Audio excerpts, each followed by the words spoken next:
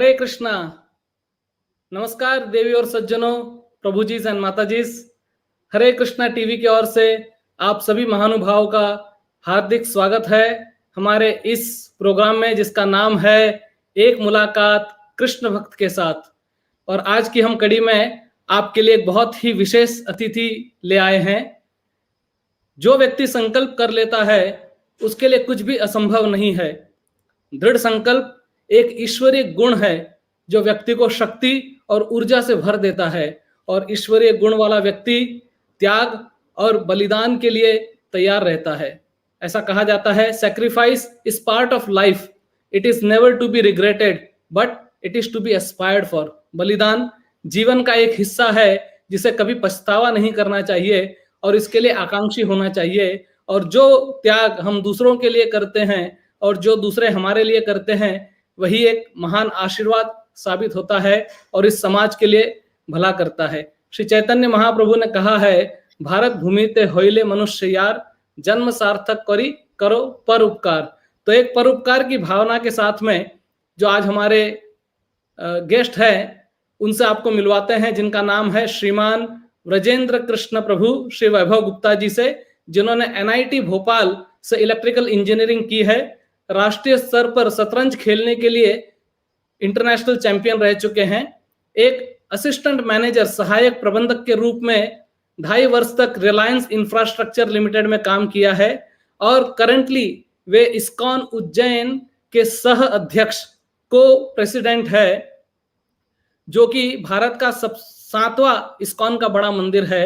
वे परम पूज्य भक्ति चारू स्वामी महाराज के शिष्य है और उनके एक YouTube वीडियो माँ बाप या भगवान 2 लाख से भी ज्यादा व्यूज पा चुके हैं और वे विश्व रैंक के 43वें अविश्वसनीय पुस्तक वितरक भी रहे हैं और प्रशासनिक क्षेत्र में जिला स्तर के अधिकारी, पुलिस अधिकारी और वन अधिकारियों को प्रचार करते हैं। तो आइए ज्यादा समय न लेते हुए हम आपको मिलवाते हैं आज के हमारे गेस्ट श्रीमान व्रजेंद्र कृष्ण प्रभु जी से। हरे कृष्णा। व्रजेंद्र कृष्ण प्रभु, आपका बहुत बहुत स्वागत है हरे कृष्णा टीवी की ओर से। हरे कृष्णा प्रभु जी, बहुत बहुत धन्यवाद मुझे हरे कृष्णा टीवी में आमंत्रित करने के लिए।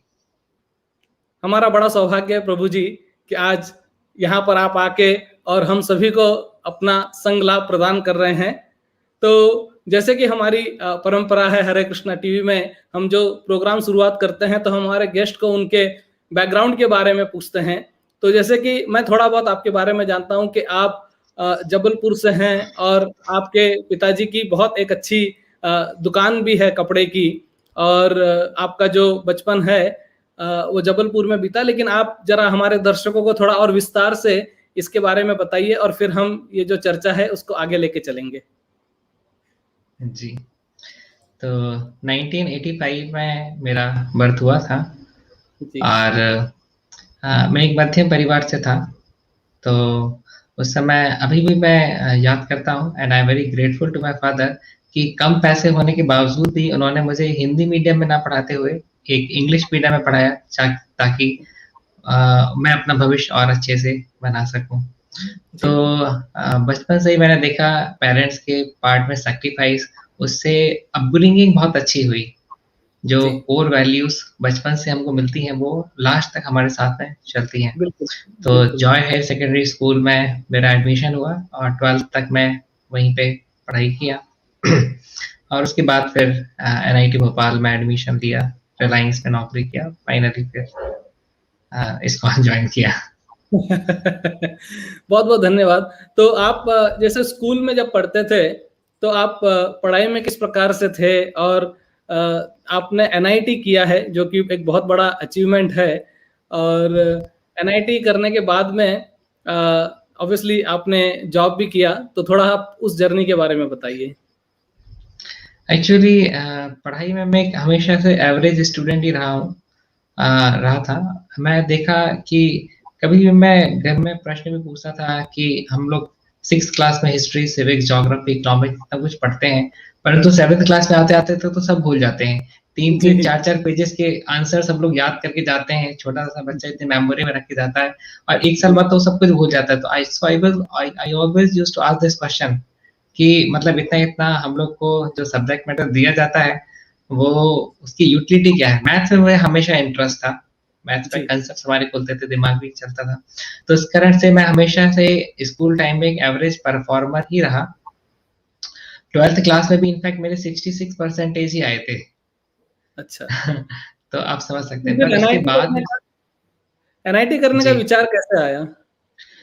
तो हाँ, ये मेरे जीवन का एक बहुत ही महत्वपूर्ण डिसीजन में से एक, ये बहुत अच्छा डिसीजन था। 12th क्लास के साथ मैंने जब AIEEE का एग्जामिनेशन दिया था, उस समय मेरी स्टेट रैंक जो है वो 5 डिजिट की थी, यानी मोर देन 10,000 समथिंग। और मुझे कोई भी एक अच्छा कॉलेज नहीं मिल रहा था। अच्छा। थोड़ा सा एसोसिएशन भी गड़बड़ हो गया था, जिस कारण से पढ़ाई कम करता था और मौज मस्ती में ज्यादा लगा हुआ था। इसके बाद अच्छा। फिर मेरी मदर ने मुझसे कहा कि देखो, तुम अगर 1 साल अगर तुम अच्छे से जम करके पढ़ाई कर लेते हो तो तुम्हारा कैरियर पूरे से सुधर जाएगा। तो उनकी बात मुझे स्ट्राइक की, और साथ ही साथ में मैं देख पा रहा था किस प्रकार से मेरा भी एक ड्रीम था एक अच्छा इंजीनियर बनने का, but somehow other performance in AIEEE was too bad. Like 10th 5 digit rank में कोई भी अच्छा कॉलेज मुझे नहीं मिलता। साथ ही मेरे फादर, जो कि हमारी एक कपड़े की दुकान अभी भी है, कंचन काया, आशीर्वाद मार्केट, जबलपुर। तो वहां पे फादर ने कहा कि कोई दिक्कत नहीं है, अगर अगर तुम इंजीनियर नहीं करते हो, इंजीनियरिंग नहीं करते हो, तो हम दोनों पिता पुत्र साथ में मिलकर के दुकान चलाएंगे। और जी। कपड़े की दुकान को लेकर के मेरा ऐसा ऐसा एक्सपीरियंस था कि like that will be the last thing to do. क्यों? हुँ। मैं कभी फादर के शॉप में कभी जाता था, 10 15 20 मिनट के लिए कभी बैठता भी था, मैं देखता था हाँ, माता जी वगैरह आती थी, इतनी सारी साड़ियां खुलवाती थी और मोल भाव करती थी, लास्ट में एक भी नहीं ले जाती थी। उसके बाद से बैठ के घड़ी करते रहो। तो मैं, जी, जी। It was a fearful experience. I used to think कि अगर कभी भविष्य में दुकान करनी भी है तो मेडिकल शॉप खोलूंगा। व्यक्ति हैरान परेशान होकर के आता है, कोई मोल भाव नहीं करता है, सीधा स्लिप डॉक्टर का पर्चा दिखाता है और दवाइयाँ ले जाता है। बट जी, आई वाज शॉक्ड कि मेरा एक जीवन का एक एम था इंजीनियर बनना, जिस एम को मैं अभी प्राप्त नहीं कर पाया हूँ। तो उस 1 साल में मैंने काफी मेहनत की। मेरे मेरे स्कूल से, जॉय हायर सेकेंडरी स्कूल से, एक भी स्टूडेंट ने ड्रॉप नहीं लिया था उस साल में। तो जी। As a student it was a very challenging decision कि किस प्रकार से आप सभी लोग नॉर्थ में जा रहे हैं और आप साउथ में जा रहे हो। It was like that. But still मैंने मेरे फादर से कहा कि मुझे 1 साल जो है मुझे चाहिए, मुझे ड्रॉप लेना है। फादर ने पूछा किसी और ने ड्रॉप लिया है तुम्हारे स्कूल से? मैंने कहा नहीं। But still I am asking just 1 year from my own life. तो फादर को लगा ठीक है, ही एक्सेप्टेड। तो उस 1 साल में मैंने बहुत मेहनत की।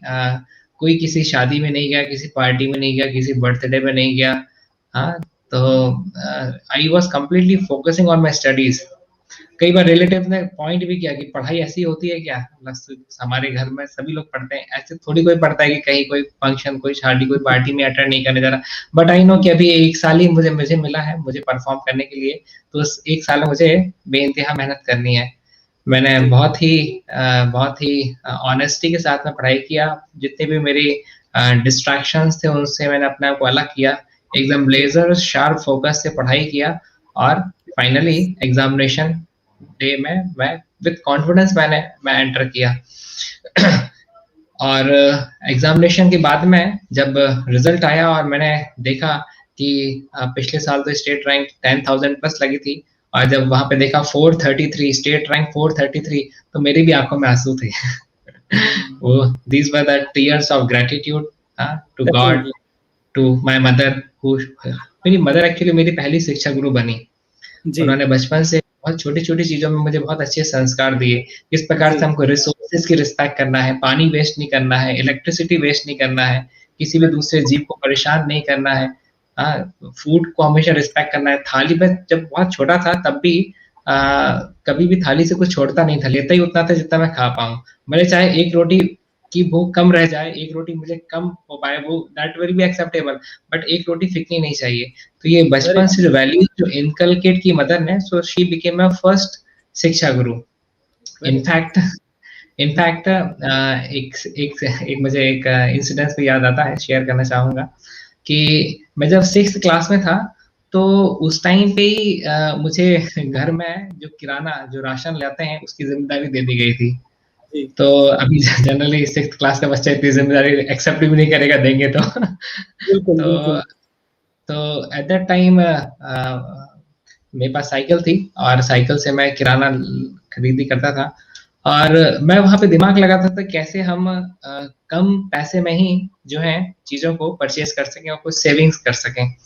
मेरे मन में एक दिन डिजायर आई मेरे मन में एक दिन डिजायर आई कि मुझे जो है मेरी मदर को उनके बर्थडे पे एक सोने का सिक्का देना है। अरे वाह। तो सिक्स क्लास का था, मैं महीने के 200 रुपए सेव करता था। और इस प्रकार से एक साल में करीब करीब 2400 के आसपास ही सेव कर पाया था। पर उस समय सोने का भाव 5000 रुपए तोला था, यानी जी 10 ग्राम का सिक्का जो मेरी दैनिक इच्छा उसके लिए मुझे 5000 चाहिए थे। एक साल में तो पूरा हो नहीं पाया। 2 साल तक इस प्रकार से कॉस्ट सेविंग के मॉडल में चलते हुए जब मैं चला, तो जाकर के 2 साल में करीब 5000 के आसपास की सेविंग हो पाई। उसके बाद फिर मैंने फादर से कहा कि I wanted to give a gold coin to my mother. पिताजी ने कहा, बेटा तुम्हारी इच्छा तो बहुत अच्छी है, परंतु हमारी औकात, हमारी हैसियत इतनी नहीं है। मैंने कहा, पैसे मैं आपसे कहाँ मांग रहा हूँ? तो पैसे नहीं मांग रहे, पैसे हैं तुम्हारे पास में? मैंने कहा, हाँ पैसे हैं। तो फादर वो सरप्राइज कि इतने पैसे कहाँ से आ गए इसके पास? तो फिर मैंने दिखाया किया 5-5 के 10-10 के नोट्स की वो गड्डी थी। तो ही वॉज वेरी हैप्पी कि उनको एक कॉन्फिडेंस बिल्डअप हुआ कि बच्चे जो जनरली चॉकलेट्स के लिए भागते हैं, कॉमिक्स के लिए भागते हैं, उनकी छोटी छोटी डिजायर्स के लिए भागते हैं। तो मैंने 2 साल तक का एक कमिटमेंट दिखाया जिसमें मैंने कंटिन्यूस बेसिस पे दिमाग लगा के सेविंग्स की। मैं कोई ऐसी दुकान भी चला जाता था जहाँ पे ऐसे निरमा का पैकेट है, तो वो अगर कहीं पे थोड़ा सा कट लगा हुआ है तो उसकी कीमत 25 रुपए से घट करके 15 रुपए हो जाती थी। बिल्कुल। तो कोई साबुन है हल्का सा साइड से अगर टूट गया है तो उसकी कीमत कम हो जाती है। इस प्रकार से हर जगह दिमाग लगाता कौन सी चीज कहाँ सस्ती मिलती है।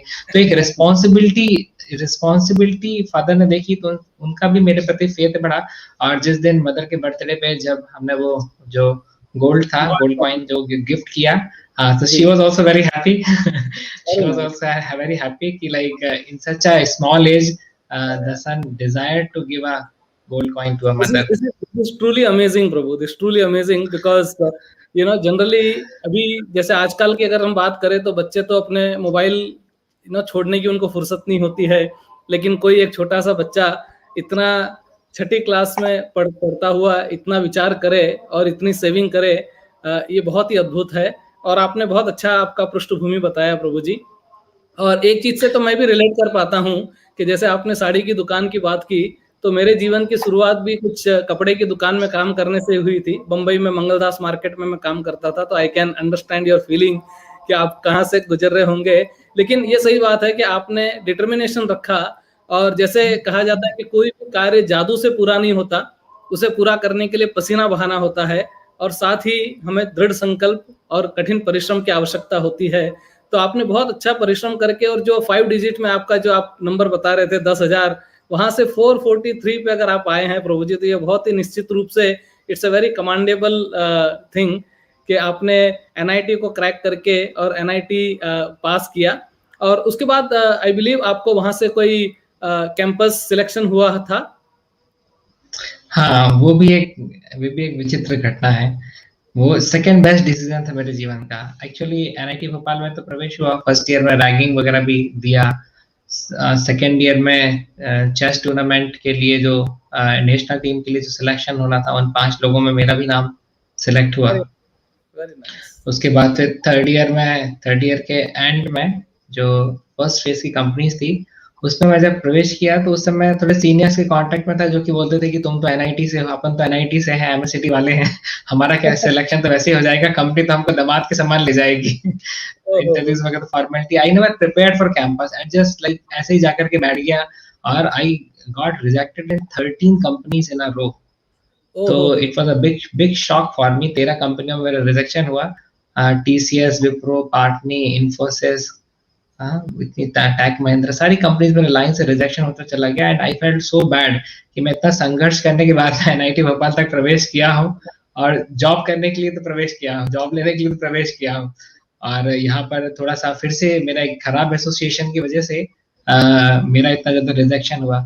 उस समय सेमेस्टर लीव हुई 45 डेज की, सभी स्टूडेंट्स अपने अपने घर चले गए।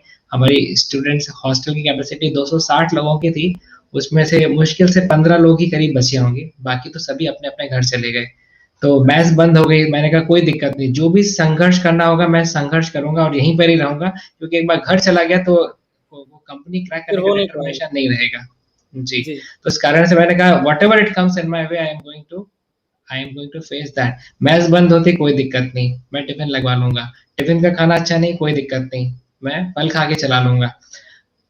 तो पानी मतलब मोटर भी स्विच ऑन करने हमको जाना पड़ता था, अदरवाइज पहले के जो प्रॉपर सेटअप था ना 260 वॉइस का, तो वो तो सेटअप था नहीं। तो it was a struggling time, but अगर आपके अंदर एक हार्डकोर डिटर्मिनेशन है, गोल स्टेटमेंट क्लियर है, तो फिर आप कोई भी प्राइस पे करने के लिए तैयार हो जाते हैं। तो फिर मैंने 45 डेज में हॉराइजन की इंग्लिश कोचिंग लगाई, और कैरियर लॉन्चर का मटेरियल भी हॉस्टल में ही रूम पे ही लगाया।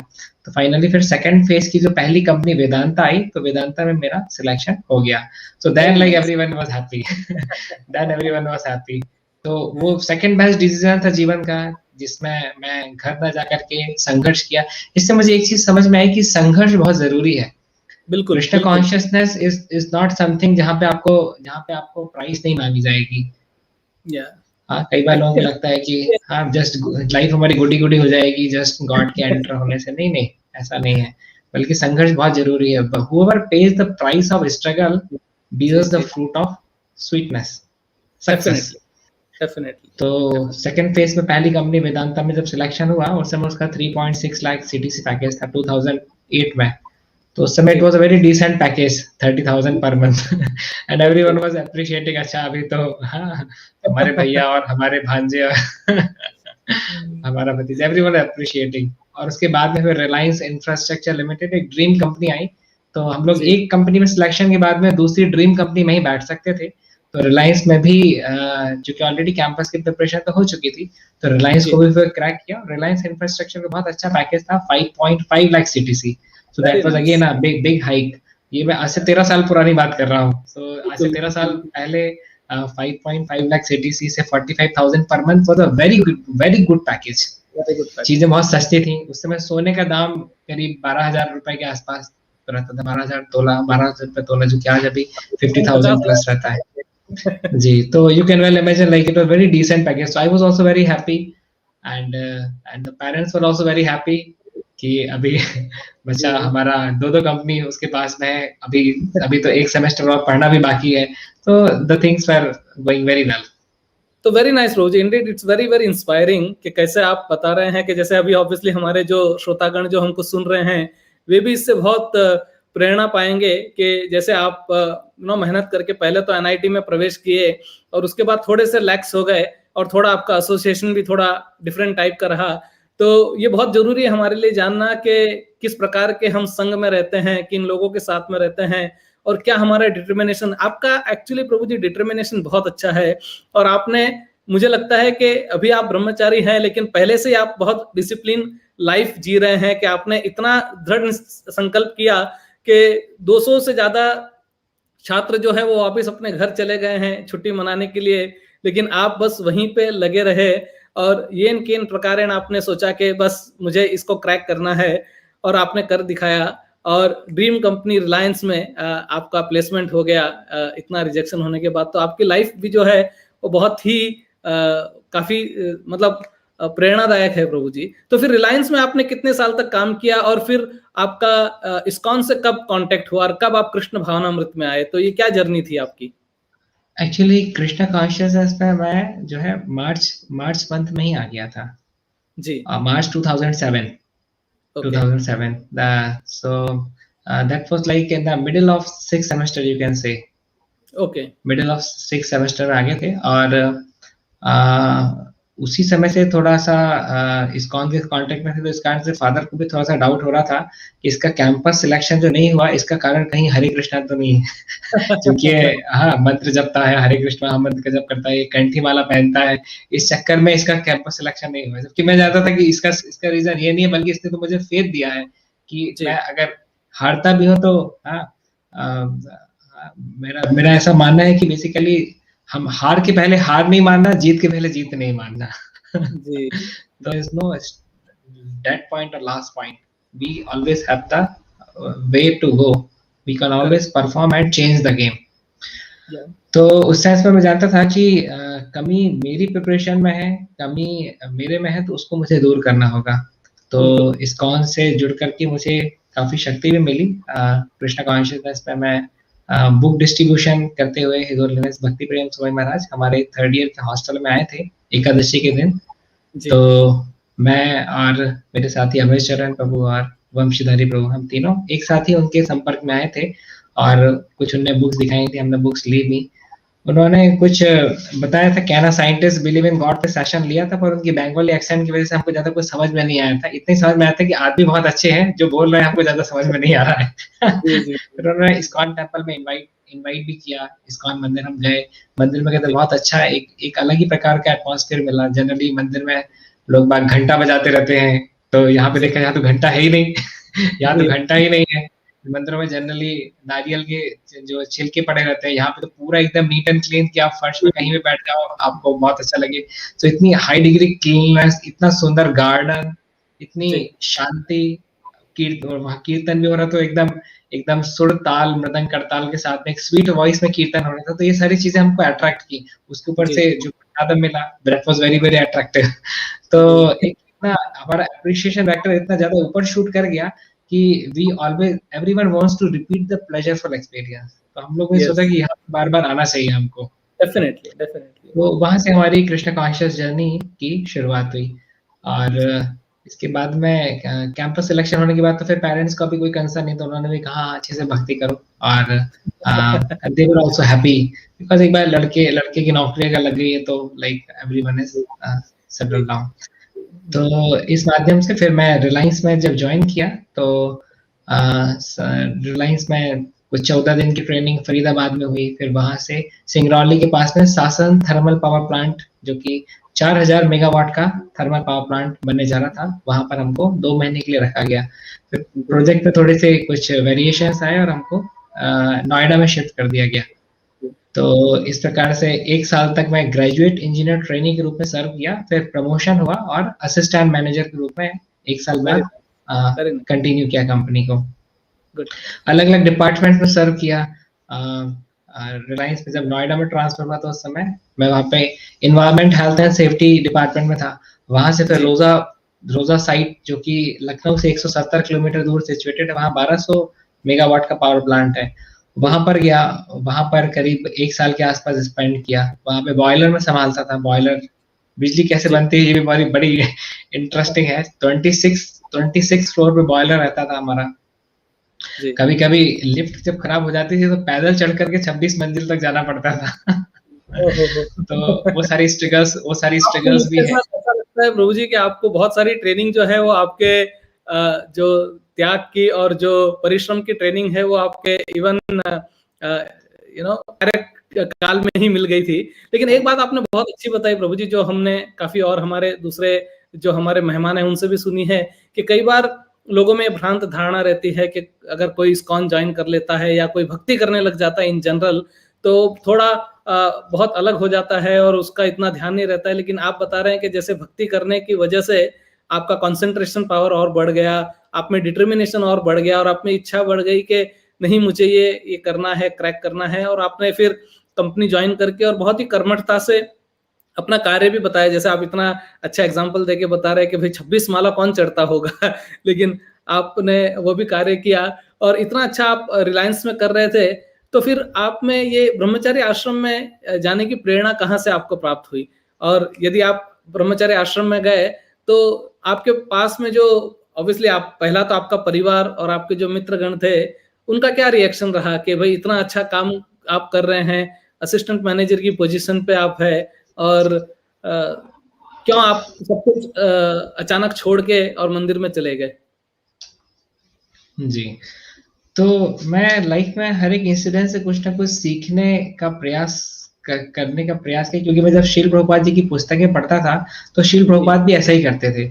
वो डिसाइपल से चलते चलते पूछते थे कि सूखी घास और गीली घास में क्या अंतर है, what is the difference between yellow grass and green grass.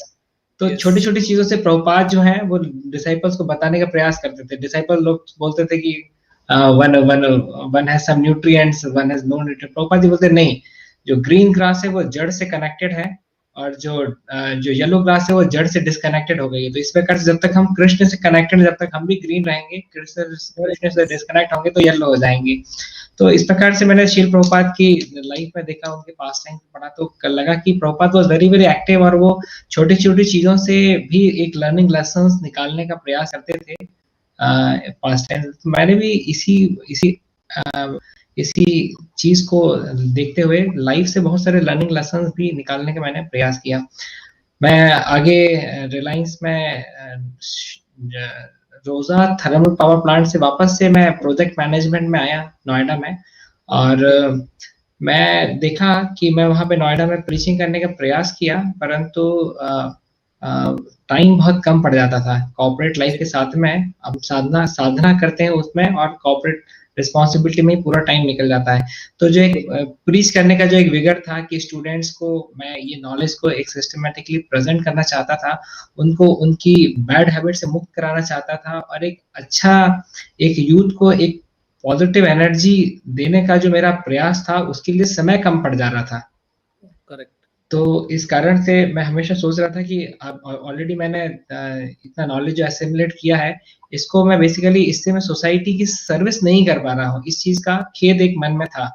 तो उस समय फिर मैं सोचा कि let me join ISKCON as a full time brahmachari, that will facilitate me, that will give me enough time actually to serve the society in a better way. मैं देखता था कि हजारों हजारों यूथ जो है वो कॉलेजेस में आते हैं, कॉलेजेस में आकर के बाहर जब निकलते हैं तो उनके मॉरल वैल्यूज में, उनके कैरेक्टर में जो है वो उठाव तो नहीं आता बल्कि रिडक्शन आता है। एनआईटी भोपाल के फर्स्ट ईयर में मेरे साथ में जितने स्टूडेंट्स थे, 95% of the students were free from any kind of alcohol, any kind of cigarette, पूरे से नशा से मुक्त थे। 95% वर फ्री। हो सकता है 4-5% तो पहले से ही बिगड़े आते हैं, पर ये फर्स्ट ईयर का ग्राफ है। फर्स्ट ईयर से लेकर के second year, third year, final year के आते आते तक 85 to 90% got converted into an alcoholic or any kind of drug addict। तो इन दैट में मैंने देखा कि जो संस्कार वो पिछले 18-19 साल से पालन करते हुए आ रहे थे, वो 2-3 साल की कुसंगति में उनने अपने बने बनाए संस्कारों को जो है वो छोड़ दिया, because they don't have any strong basis of what they are doing and why they are doing. तो मैं चाहता था कि एक अच्छा कैरेक्टर का निर्माण करूं। मैं जब पेपर में पढ़ता था कि 60% of the accidents which happens in the night are because of alcoholics. 60% से ज्यादा एक्सीडेंट्स रात में जो होते हैं वो अल्कोहलिक्स की वजह से होते हैं। आई वाज सरप्राइज्ड टू सी कि 2000 करोड़ रुपए पर डे का नशा जो है हमारे भारत देश में होता है। 2000 crore per day is the cost which we spend just on intoxicants.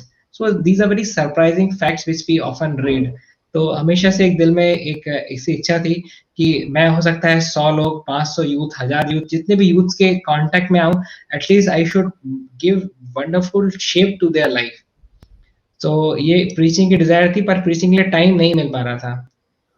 तो मैंने फिर घर में बताया जब पहली बार, जब मुझे नौकरी करते हुए 1.5 साल हो चुका था, कि अभी मुझे कंपनी लाइफ का भी एक्सपीरियंस है और मैंने कॉलेज लाइफ का भी अच्छा एक्सपीरियंस लिया, अभी मैं बेसिकली ब्रह्मचर्य आश्रम में ज्वाइन करना चाहता हूँ।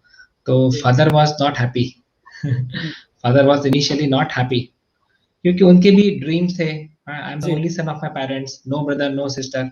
उनकी भी कुछ ख्वाहिशें थी कि basically he will also shift with me in Noida.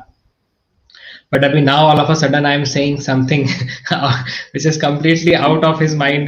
कभी सोचा ही नहीं। तो he was little shocked, but then चूंकि मैंने एक बहुत अच्छी इमेज अपनी एक तैयार करके रखी थी फैमिली में, a responsible person who acts in a logical way, तो उनको समझ में तो नहीं आ रहा था, पर उन्होंने समझने का प्रयास करना जारी रखा। उन्होंने ये सोचा कि क्यों ये बेसिकली ऐसा करना चाह रहा है, थोड़ा सा और इस्कॉन के बारे में पूछा। फाइनली उन्होंने मुझसे कहा कि जो भी कुछ है तुम 1 साल और रुक करके कंपनी में काम करो। तो 1 साल जिससे मैंने ड्रॉपर ईयर में उनसे मांगा था, अभी 1 साल उन्होंने मेरे से मांग लिया। बात बराबर। तो मैं उनकी इस बात को टाल नहीं पाया, because I always respected my parents very much. Parents are first God to a child. Yes. So in that way I always respect। मैंने कहा कि he is also an intelligent person and वो मुझे समझना चाहते हैं, वो मेरे डिटर्मिनेशन को चेक करना चाहते हैं, तो मुझे 1 साल देना चाहिए। और वैसे भी like 1 year is not a big time and I can continue my services, I can increase my savings as well। Definitely। तो मैंने उनकी बात जो है वो मान ली। Very nice. उसके पहले हालांकि लाइक मैं खुद ही घर में बोलता था कि हाँ हाँ like I will marry and I don't want. मेरे रिलेटिव्स में काफी लोगों को मालूम था कि मैं दहेज के खिलाफ था, तो दे नो जी, कि मैं अगर विवाह करूंगा भी तो मैं किसी लड़की से एक पैसा भी दहेज में नहीं लूंगा। वंडरफुल, तो wonderful. I wanted to set that kind of example as well कि yes, yes, like how a person should marry, yes, seeing the qualities of a girl, not like seeing the property behind that girl. So definitely. that was also appreciative and the relatives also know and parents also know कि हाँ he is interested in marriage करके। और but finally जब like मेरे orientation थोड़े से preaching orientation में गया, जब मेरे को सोसाइटी को सर्विस पॉइंट ऑफ व्यू जब ज्यादा लगा, तो जी, वहां पर फिर मैंने ये डिसीजन लिया। एक साल तक बीच बीच में फादर जो है बात करते रहे और मेरे डिटर्मिनेशन को चेक करते रहे। बीच में एक दो कुछ शादी के भी रिश्ते आए, कुछ बात वगैरह जी, भी थोड़ी सी आई कि यहाँ से ये इंटरेस्टेड है करके। बट देखा कि मैं शादी में इंटरेस्टेड नहीं हूँ, बल्कि मैं डिटर्मिनेशन वाज पक्का। तो फिर एक साल तक उन्होंने जब मेरे थॉट फ्लो को कांस्टेंट पाया, सो देन ही थॉट कि okay like may be like he is पक्का इन हिज डिटर्मिनेशन। और उसके बाद में फिर उन्होंने सोचा कि ठीक है like what he is doing is okay if he is happy. उनका ये हमेशा से कंसेप्ट रहा है कि बच्चे जो हैं वो माँ बाप की प्रॉपर्टी नहीं होते हैं, बल्कि उनकी खुद की भी एक निजी स्वतंत्रता होती है। जी, बिल्कुल। तो उन्होंने मेरी स्वतंत्रता का भी सम्मान किया। और वैसे उन्होंने फिर मुझे बोला कि ठीक है लाइक इफ यू डिटरमाइंड तो now like you can join. तो यस, उस माध्यम से जनवरी 2011 में मैंने ISKCON Ujjain as a full time brahmachari join किया। वेरी अभी नाइस, वेरी अभी नाइस। इसी साल 10 साल पूरे हुए थे। सो आई जी, जी। Celebrated the stay in brahmacharya ashram for 10 years. Very nice प्रभु जी। तो प्रभु जी, आपने बहुत ही अच्छा, एक तो सबसे पहले आपने जो एनोलॉजी दी शिला प्रभुपाद जी की, जो कि मुझे भी बड़ी पसंद आई, कि what is difference between green grass and yellow grass, के one is connected to the root and one is not connected to the root. So जैसे वो स्टूडेंट का आप एग्जांपल दे रहे हैं कि when they are connected with their family, they are connected with their root, their culture remains intact. But कई बार जब वो अलग हो जाते हैं और इंडिपेंडेंटली विम्सिकली रहने लगते हैं, तो कई बार it becomes like a yellow grass.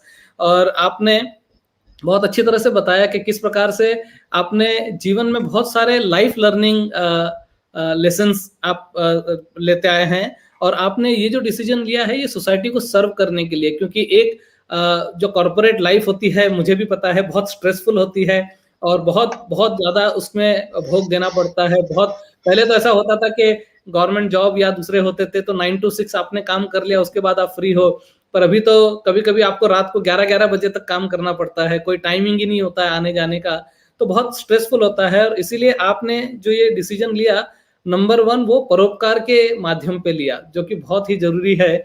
और ऑब्वियसली जैसा आपने वर्णन किया कि इनिशियली आपके परिवार को, पेरेंट्स को थोड़ा झटका लगा रहेगा, लेकिन क्योंकि वे जानते थे कि आप ने अपने जीवन में जो कुछ भी किया बहुत लॉजिकली किया है, और उन्होंने भी लॉजिकली इस बात का पता लगाते हुए और इस चीज को स्वीकार किया, ये बहुत ही अच्छी बात है। नहीं तो कई बार लोगों को ऐसा लगता है कि एक बेटा जो है वो अपने माँ बाप को, परिवार को छोड़ के चला जाता है, लेकिन आप पूरे आशीर्वाद के साथ, अपने माँ पिता के आशीर्वाद के साथ आए हैं। और मैंने आपका वो वीडियो भी देखा है प्रभु जी, और मैं अभी हमारे सब दर्शकों को कहना चाहूंगा कि माँ बाप या भगवान, इस प्रकार का प्रभु जी का एक हरे कृष्णा टीवी पे हमारे वीडियो है, जो आप जरूर देखिएगा, जिसके अंदर उनके माँ बाप ने बहुत ही अच्छी रूप से ये कहा है कि जिसमें हमारा बच्चा प्रसन्न है और खुश है, हम भी उसमें बहुत खुश है, और हमारे बच्चे की वजह से हमको भी बड़ा सम्मान मिलता है। तो प्रभु जी, एक खाली मैं आपसे बात यहाँ पे पूछना चाहता हूँ कि जैसे एक ब्रह्मचारी का जो जीवन होता है, जो हमने देखा है, वो बहुत ही एक डिसिप्लिन्ड लाइफ होती है उनकी, और बहुत स्ट्रिक्ट वे में उनको रहना पड़ता है, और आसान नहीं होता है इतना।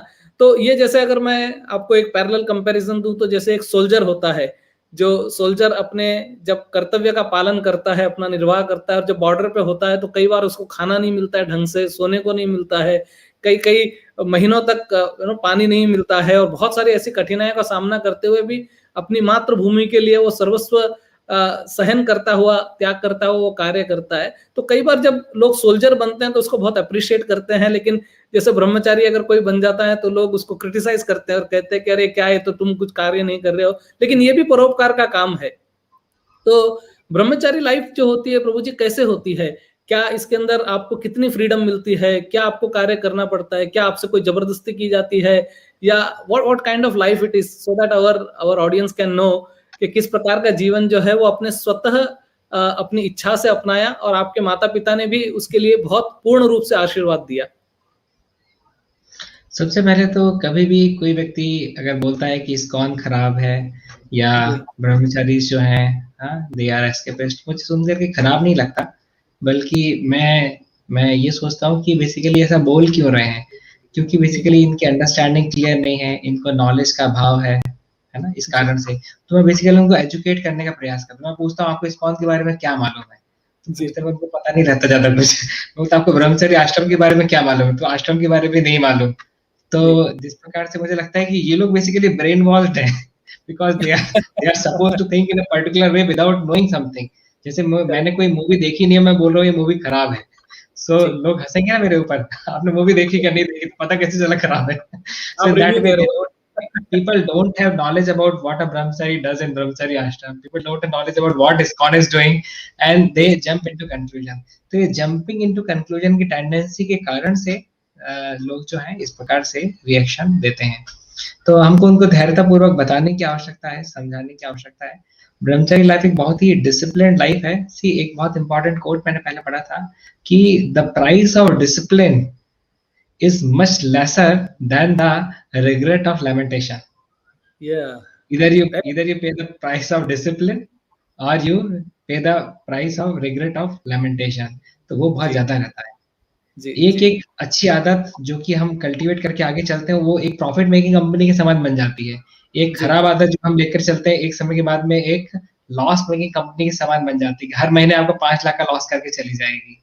मेरे खुद के फ्रेंड्स जो कि मतलब जो चेन स्मोकर्स बन गए, बाद में छोड़ने का प्रयास किया, पहले तो छोड़ नहीं पाए, आसक्त हो गए। आसक्ति की क्या डेफिनेशन है? आ तो सकती पर जा नहीं सकती। Very nice definition, Guruji. Very nice. Good. So in that way, it's very very important कि we are trying to have control over our mind rather than mind controlling us, है ना। हमको हमारा रिमोट कंट्रोल जो है अपने हाथ में रखने की आवश्यकता है। अभी की प्रेजेंट सिचुएशन में क्या है, हमने अपने रिमोट कंट्रोल को दुनिया भर में बांट करके रखा है। दूसरों के रिस्पॉन्सेस हमारे रिस्पॉन्स को अफेक्ट करते हैं। किसी ने थोड़ा सा कुछ बुरा भला बोल दिया, हम उस पर अफेक्ट हो जाते हैं। जैसे किसी के हाथ में टीवी का रिमोट कंट्रोल, उसने 6 बटन दबाया, सोनी टीवी सेट है तो सोनी टीवी लग गया, है ना। तो इसी प्रकार से किसी सामने वाले ने थोड़ा सा हमको क्रिटिसाइज किया, हम गुस्सा हो गए, किसी ने थोड़ा सा अप्रिशिएट किया, हम खुश हो गए। So in that way like others are controlling our response, but Krishna consciousness teaches us, disciplined life teaches us to bring the remote control of our life from others hand to our hand. Very nice.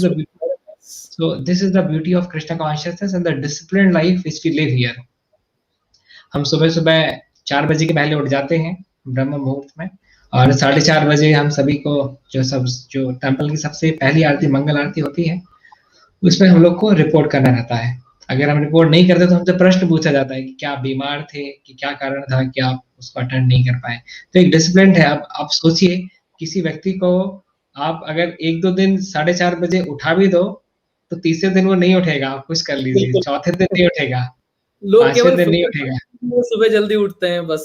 तो अपने आप में सुबह जल्दी उठना ही अपने आप में बहुत भयंकर चैलेंज है आज के समय में। तो कितने लोग जो है इतना डिटर्मिनेशन होते, पर सुबह ही नहीं उठ पाते, क्योंकि उसके लिए मूड ऑफ गुडनेस चाहिए, सत्वगुण की आवश्यकता है। तो एक बहुत ही डिसिप्लिन लाइफ रहती है। इसके बाद फिर लोग मंत्र मेडिटेशन करते हैं 2 घंटे बैठ करके। अभी तो लोग बाग मोबाइल ही 2 घंटे छोड़ने के लिए तैयार नहीं रहते, 2 घंटे बैठ करके मंत्र मेडिटेशन करते हैं। इससे हमारी इनर स्टेबिलिटी आती है, इससे हमारी फाउंडेशन स्ट्रांग होती है। जैसे मैंने बॉयलर में काम किया, मैंने बताया कि 26 फीट का जब बॉयलर बन रहा था, 26 फ्लोर का जब बॉयलर बन रहा था, तो उसमें 2 फ्लोर्स के बराबर की तो डेप्थ खोदी गई थी, गड्ढा खोदा गया था उसके बेस बनाने के लिए। जी, फाउंडेशन बहुत मजबूत है। हाँ, फाउंडेशन इतनी ज्यादा स्ट्रांग थी। जैसे एक फ्लोर जो था वो करीब 8 फीट का था, तो 16 फीट की गहरी फाउंडेशन बनाई गई थी। मैंने पूछे अपने सीनियर से, 16 फीट तो कितना ज्यादा, इतनी ज्यादा गहरी फाउंडेशन बनाने की क्या आवश्यकता है? उन्होंने कहा अरे अभी 70 मीटर ऊपर ऊंचा जो बॉयलर बन रहा है, उसकी फाउंडेशन के लिए भी तो उतना सब्सटेंस चाहिए ना। कल के दिन अगर थोड़ा माइल्ड अर्थक्वेक आता है, कोई तूफान आता है, तो इस बॉयलर को 1-2 साल, 100-200 साल के लिए थोड़ी, हमको तो इसको कई सैकड़ों साल के लिए हमको इसको एस्टेब्लिश करना है। एक 4000 मेगावाट पावर प्लांट की कीमत जो है वो 240 करोड़ नहीं होती, 2400 करोड़ नहीं होती, 24,000 करोड़ होती है। ओहो हो। तो इतना इतना इतना बड़ा सेटअप पूरा होता है। हमारे भारत की इंस्टॉलेशन कैपेसिटी अभी 3 लाख मेगावाट है। तो इस सेंस में वहां पे मैं देखा कि कैसे यहाँ जब बॉयलर के लिए इतनी स्ट्रॉन्ग फाउंडेशन चाहिए, तो हमारे पूरा जीवन जो है, जीवन को पूरा स्ट्रक्चर जो इतना बड़ा खड़ा होता चला जा रहा है, हम ऊपर की तरफ बढ़ते चले जा रहे हैं, उसकी फाउंडेशन की क्या? वही फाउंडेशन जब स्ट्रॉन्ग नहीं रहती है, तो लोग बाग जब डिफिकल्ट सिचुएशंस आती है तो सुसाइडल थॉट्स आते हैं। Why people from NITs and IITs are committing suicide? कि ऊपर की हाइट तो बढ़ रही है, कॉन्फिडेंस की वजह से अपर सक्सेस तो बढ़ रही है, पर नीचे की फाउंडेशन गड़बड़ है। तो that's what Krishna consciousness teaches us. Krishna भाव में हमको ये सीखना मिलता है कि फाउंडेशन स्ट्रॉन्ग करना बहुत जरूरी है। Very nice. तो प्रभु जी बहुत अच्छी आपने बात बताई है। आई थिंक बहुत लोगों का इससे भला भी होगा और प्रेरणा भी मिलेगी, क्योंकि हम जानते हैं कि कॉलेज के अंदर कई बार जिनका फाउंडेशन स्ट्रांग नहीं होता है वो फिर इस प्रकार से गलत काम करते हैं। और आपने कहा कि ये इस प्रकार की लाइफ जीने से हमारी इनर स्टेबिलिटी बढ़ती है। तो जो इस्कॉन ये जो कार्य कर रहा है और जो आप प्रचार कार्य में लगे हुए हैं, और जैसे आपने बताया कि आप परोपकार के लिए और चाहते तो आप भी अपना बहुत अच्छा एक घर, बड़ी गाड़ी, और शायद आप अमेरिका भी चले जाते, कुछ कर लेते, लेकिन दूसरों को ये कैरेक्टर देने के लिए, दूसरों को इस मार्ग में वापस से जोड़ने के लिए और रूट से कनेक्ट करने के लिए, और आपने ऑब्वियसली इतना बड़ा कदम उठाया और इस प्रकार से आप उसमें जुड़े। तो आप मुझे बताइए प्रभु जी कि अभी आपके परिवार वाले जो है, क्या वो भी भक्ति में है, वो भी इस मार्ग को अपनाते हैं, पालन करते हैं? क्या सिचुएशन है, किस प्रकार से सारे जो लोग हैं वो आपको भी देखते हैं? एक्चुअली मैं खुद ही सरप्राइज था, जैसे धीरे धीरे करके एक एक करके मेरे काफी फैमिली मेंबर्स जो हैं वो कृष्णा कॉन्शियसनेस से जुड़े। पर एक दिन मेरी चाची हैं, तो उनसे मैंने लिस्ट मंगाई कि कौन जो है कितना गंभीर है भक्ति में और कितना वो हरे कृष्ण महामंत्र का राउंड्स करते हैं।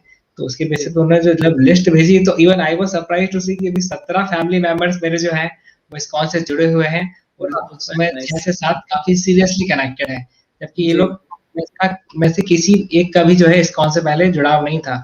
तो मुझे ये भी लगा कि जस्ट मेरे ब्रह्मचर्य आश्रम में आने से इनके अंदर भी क्यूरियोसिटी आई, इन्होंने भी जानने करने के बारे में सोचा, and now so many of them are strongly connected with ISKCON. मेरी मदर खुद ही जो है वो एक जो इस्कॉन के जो सारे नियम रहते हैं वो A to Z पूरा पालन करती हैं जी। chanting of 16 rounds, following 4 regulator principles, ये सारा वो भी पालन करती हैं। So in that way, like Krishna made so many family members into a devotee. So that was a great thing even for me. Thank you Prabhu ji. And prabhu ji, जैसे कि आपने जो आपका जो मेन उद्देश्य था कि आप लोगों की सेवा करने के लिए, प्रचार करने के लिए, और पर्टिकुलरली जो यूथ है, यंग जो हमारा जो जनरेशन है, उसको प्रचार करने के लिए आपने इतना बड़ा कदम उठाया था। तो बहुत ब्रीफली मैं चाहूंगा कि आप हमारे श्रोताओं को थोड़ा ब्रीफ में आप बताएं कि आप क्या क्या सेवाएं कर रहे हैं, और हमने सुना आप काफी अच्छी यूथ प्रीचिंग करते हैं, तो उसके बारे में थोड़ा सा आप बता के, और ये बताइए कि किस प्रकार से आप इस्कॉन उज्जैन, जो कि भारत का इस्कॉन का 7वां बड़ा मंदिर है, और इतनी कम उम्र में आप उसके को प्रेसिडेंट बन गए। एक्चुअली यूथ प्रीचिंग का इंटरेस्ट तो मेरा जैसे पहले से ही था, और यूथ में से काफी अच्छे से कनेक्ट भी इसलिए होता है क्योंकि मैं कोई भी ऐसी बात नहीं बोलता हूँ जो वो समझ ना पाए। मैं जब भी उनके साथ डील करता हूँ तो उनके इंटरेस्ट, उनकी नीड्स और उनके कंसर्न्स को हमेशा ले करके चलता हूँ। Very nice. ताकि मैं उनके साथ कनेक्ट कर सकूं। मैं जब भी प्रीचिंग करता हूँ तो अपनी एक वर्चुअल इमेज उनके साथ में बैठा लेता हूँ, like I am speaking and I am sitting also with them. ऐसा नहीं कि मैं उनसे कुछ ऐसी हाई फाई फिलॉसफी चर्चा कर रहा हूँ जो वो रिलेट ही नहीं कर पा रहे हैं। तो इस कारण से कनेक्टिविटी बहुत इंपॉर्टेंट है। जब भी आप किसी से कनेक्ट करते हैं तो व्यक्ति बाकी अप्रिशिएट करता है क्या आप बोल रहे हैं, और उसके लिए भी काफी इजी टू डाइजेस्ट हो जाता है कृष्णा कॉन्शियस फिलॉसफी। तो मैं एनआईटी भोपाल में भी विजिट किया, मेरा ही कॉलेज जो था, और एसजीएस आईटीएस में भी मैं काफी रेगुलरली विजिट किया। और वहाँ दोनों कॉलेजेस से भी इस्कॉन उज्जैन से काफी यूथ जो है वो प्रॉपरली कनेक्टेड हैं, अपनी सेवाएं भी वो दे रहे हैं, अलग अलग डिफरेंट एमएनसीज में है, और एक कृष्ण कॉन्शियसनेस भी कंटिन्यू किए हुए हैं। कई बार लोगों को लगता है कि अच्छा आप ब्रह्मचारी हैं तो आप सभी को ब्रह्मचर्य बना देंगे। अब आप देखिए एनआईटी भोपाल में पिछले 15 साल से प्रचार चल रहा है, और वहां से मात्र 6 ही सैफरॉन ब्रह्मचारी हैं अभी ओके टोटल, जबकि हम लोग एक साल में 500 स्टूडेंट्स के संपर्क में आते हैं। तो पिछले 15 साल में 60,500 स्टूडेंट्स के संपर्क में आ चुके हैं। वाह तो 7,500 स्टूडेंट्स में से 6 ही सैफरॉन ब्रह्मचारी हैं। ऐसा नहीं कि the goal of ISKCON is to make everyone into a brahmachari, but ये छह लोग हैं, ये काफी हजारों लोगों के जीवन में एक इंस्पिरेशन का काम करेंगे, उनको मोटिवेशन देंगे कि there is happiness in value based living. और इस प्रकार से हम अपनी कॉन्शियसनेस को बढ़ा करके ज्यादा सुख की प्राप्ति कर सकते हैं एज कम्पेयर टू अपने बैंक बैलेंस को बढ़ा करके, एज कम्पेयर टू अपनी पावर पोस्ट पोजीशन को बढ़ा करके। तो here we are giving them the different view point of increasing their happiness index. तो that is very constructive, and this is also in line with the government, because government भी चाहती है कि society में जो है करप्शन लेस सोसाइटी हो। आज हमारे भारत के प्रधानमंत्री भी चाहते हैं कि करप्शन जीरो हो जाए, परंतु we are actually helping the government in that cause by making people convinced कि consciousness gain is the highest gain। चेतना के ऊंचे स्तर पे आपको कम भौतिक सुविधाओं के बावजूद भी आप ज्यादा प्रसन्नता, ज्यादा खुशी का अनुभव कर सकते हैं। So this is about the students preaching। Yeah, very nice, thank you प्रभु जी। तो आपने बहुत ही एक मजेदार बात बताई है कि जैसे ये बहुत ही इम्पोर्टेंट है कॉन्शियसनेस गेन। क्योंकि मैं जानता हूं, जैसे मैं खुद एक चार्टर्ड अकाउंटेंट हूं, आप साधु हैं, तो इस समाज में हर एक का अपना अपना एक रोल होता है। इस समाज में अकाउंटेंट भी चाहिए, फार्मर्स भी चाहिए, बिजनेसमैन भी चाहिए, और हर तरह के लोग जो है उनकी आवश्यकता, एक वकील भी होना चाहिए। उसी प्रकार से साधु भी होना चाहिए, ताकि आप जैसे साधु जो है वो लोगों को वापस से अपने रूट पे कनेक्ट करें और उनको कॉन्शियसनेस गेन, जो आपने बताया, ये टर्म मुझे बड़ा अच्छा लगा, जो बहुत जरूरी है। और जैसा आपने बताया कि यस, जो 6 खाली सैफरॉन ब्रह्मचारी निकले हैं 7,500 में से, तो ये तो बिल्कुल 1% से भी बहुत कम है। क्योंकि लोगों को ऐसा लगता है कि नहीं, अगर आप इस्कॉन में चले गए तो शायद आप साधु बन जाओगे, सब कुछ छोड़ छाड़ दोगे, लेकिन ऐसा नहीं है। ज्यादातर जो लोग हैं वो गृहस्थ रहते हैं और कुछ ही ब्रह्मचारी है। तो बहुत अच्छा आपने यूथ प्रीचिंग के बारे में बताया। मैंने ये भी सुना है प्रभु जी कि आप एक बहुत ही न्यू डायमेंशन का, अलग प्रकार का प्रीचिंग करते हैं प्रशासनिक ऑफिसर्स को, जो कि बहुत एडमिनिस्ट्रेटिव क्लास के जो लोग हैं, जो कि बहुत ज्यादा बुद्धिमान, बहुत इंटेलिजेंट और बहुत अलग उनका एक औदा रहता है। तो ऐसे लोगों से आपका जुड़ना कैसे हुआ और किस प्रकार आप उनको जाके प्रचार करने लगे? जी, मैं जब 2019 में संकीर्तन बस, जो हमारी ट्रैवलिंग संकीर्तन बस है, जिसमें डिवोटीज अलग अलग सिटीज में जाकर के 2-3 दिन स्टे करते हैं, वहां पे श्री प्रभुपाद की पुस्तकों का वितरण करते हैं। तो उनके साथ में मैं अक्टूबर 2019 में उनके साथ ट्रैवल किया था। तो वहां पर जब मैं राजगढ़ में गया, तो वहां पर राजगढ़ के एसपी जो है प्रदीप शर्मा जी, मैं उनसे मिला, आईपीएस ऑफिसर। तो उनको मैंने प्रपोजल दिया कि हम यहाँ कुछ लेने के लिए नहीं, बल्कि देने के लिए आए हैं। जनरली लोग आपसे कुछ सपोर्ट मांगने के लिए आते हैं, कुछ अपनी समस्याओं को सुलझाने के लिए आते हैं। हम अपनी समस्या नहीं, आपकी कुछ समस्याओं में कुछ सुलझाने के हिसाब से आए हैं। Very nice. So in that way he was also happy, और he was also little surprise कि अच्छा, एनआईटी भोपाल से होते हुए भी आप जो है वो एक सैफरॉन साधु हैं। तो in that way we said कि हम एक छोटा सा प्रोग्राम करना चाहते हैं आपके पुलिस डिपार्टमेंट के लिए, स्ट्रेस मैनेजमेंट में, क्योंकि आपका स्ट्रेस बहुत हाई रहता है, आपको दिन भर इतने सारे समाज में फैलती हुई अव्यवस्थाओं से डील करना पड़ता है। तो क्यों ना आपके लिए एक स्ट्रेस मैनेजमेंट का प्रोग्राम करें। उन्होंने परमिशन दिया। संडे के दिन उन्होंने अपने कंट्रोल रूम में अपने डिपार्टमेंट के ऑफिसर्स को सभी को बुलाया। तो करीब 40 के आसपास का उनका जो था पुलिस फोर्स था, उन्होंने उस स्ट्रेस मैनेजमेंट के प्रोग्राम को अटेंड किया। फिर वहां से मैं और भी संकीर्तन बस के साथ जहां भी ट्रैवल किया, तो वहां पे जो भी कलेक्टर थे या जो भी जो एसपी थे उनसे मिलकर के उनके डिपार्टमेंट में प्रोग्राम कंडक्ट करना हमने शुरू किया। प्रोग्राम कंडक्ट करने के बाद में फिर उनको बुक्स भी दिखाते थे कि मैं तो प्रोग्राम आधा पौन घंटे बोल करके कितना क्या दे पाऊंगा आपको, अगर इन बुक्स को अगर आप ग्रहण करते हैं तो इनको आप डेली बेसिस पे 2-2 4-4 पेज पढ़ के आप भी अपना कॉन्शियसनेस गेन कर सकते हैं और सोसाइटी को बेटर वे में सर्व करने के लिए आपको इंस्पिरेशन की जरूरत है जो आपको यहाँ से मिलेगी। Very nice. तो डिस्ट्रिक्ट लेवल ऑफिसर्स के लिए एक बड़ा प्रोग्राम ग्वालियर में भी हुआ था।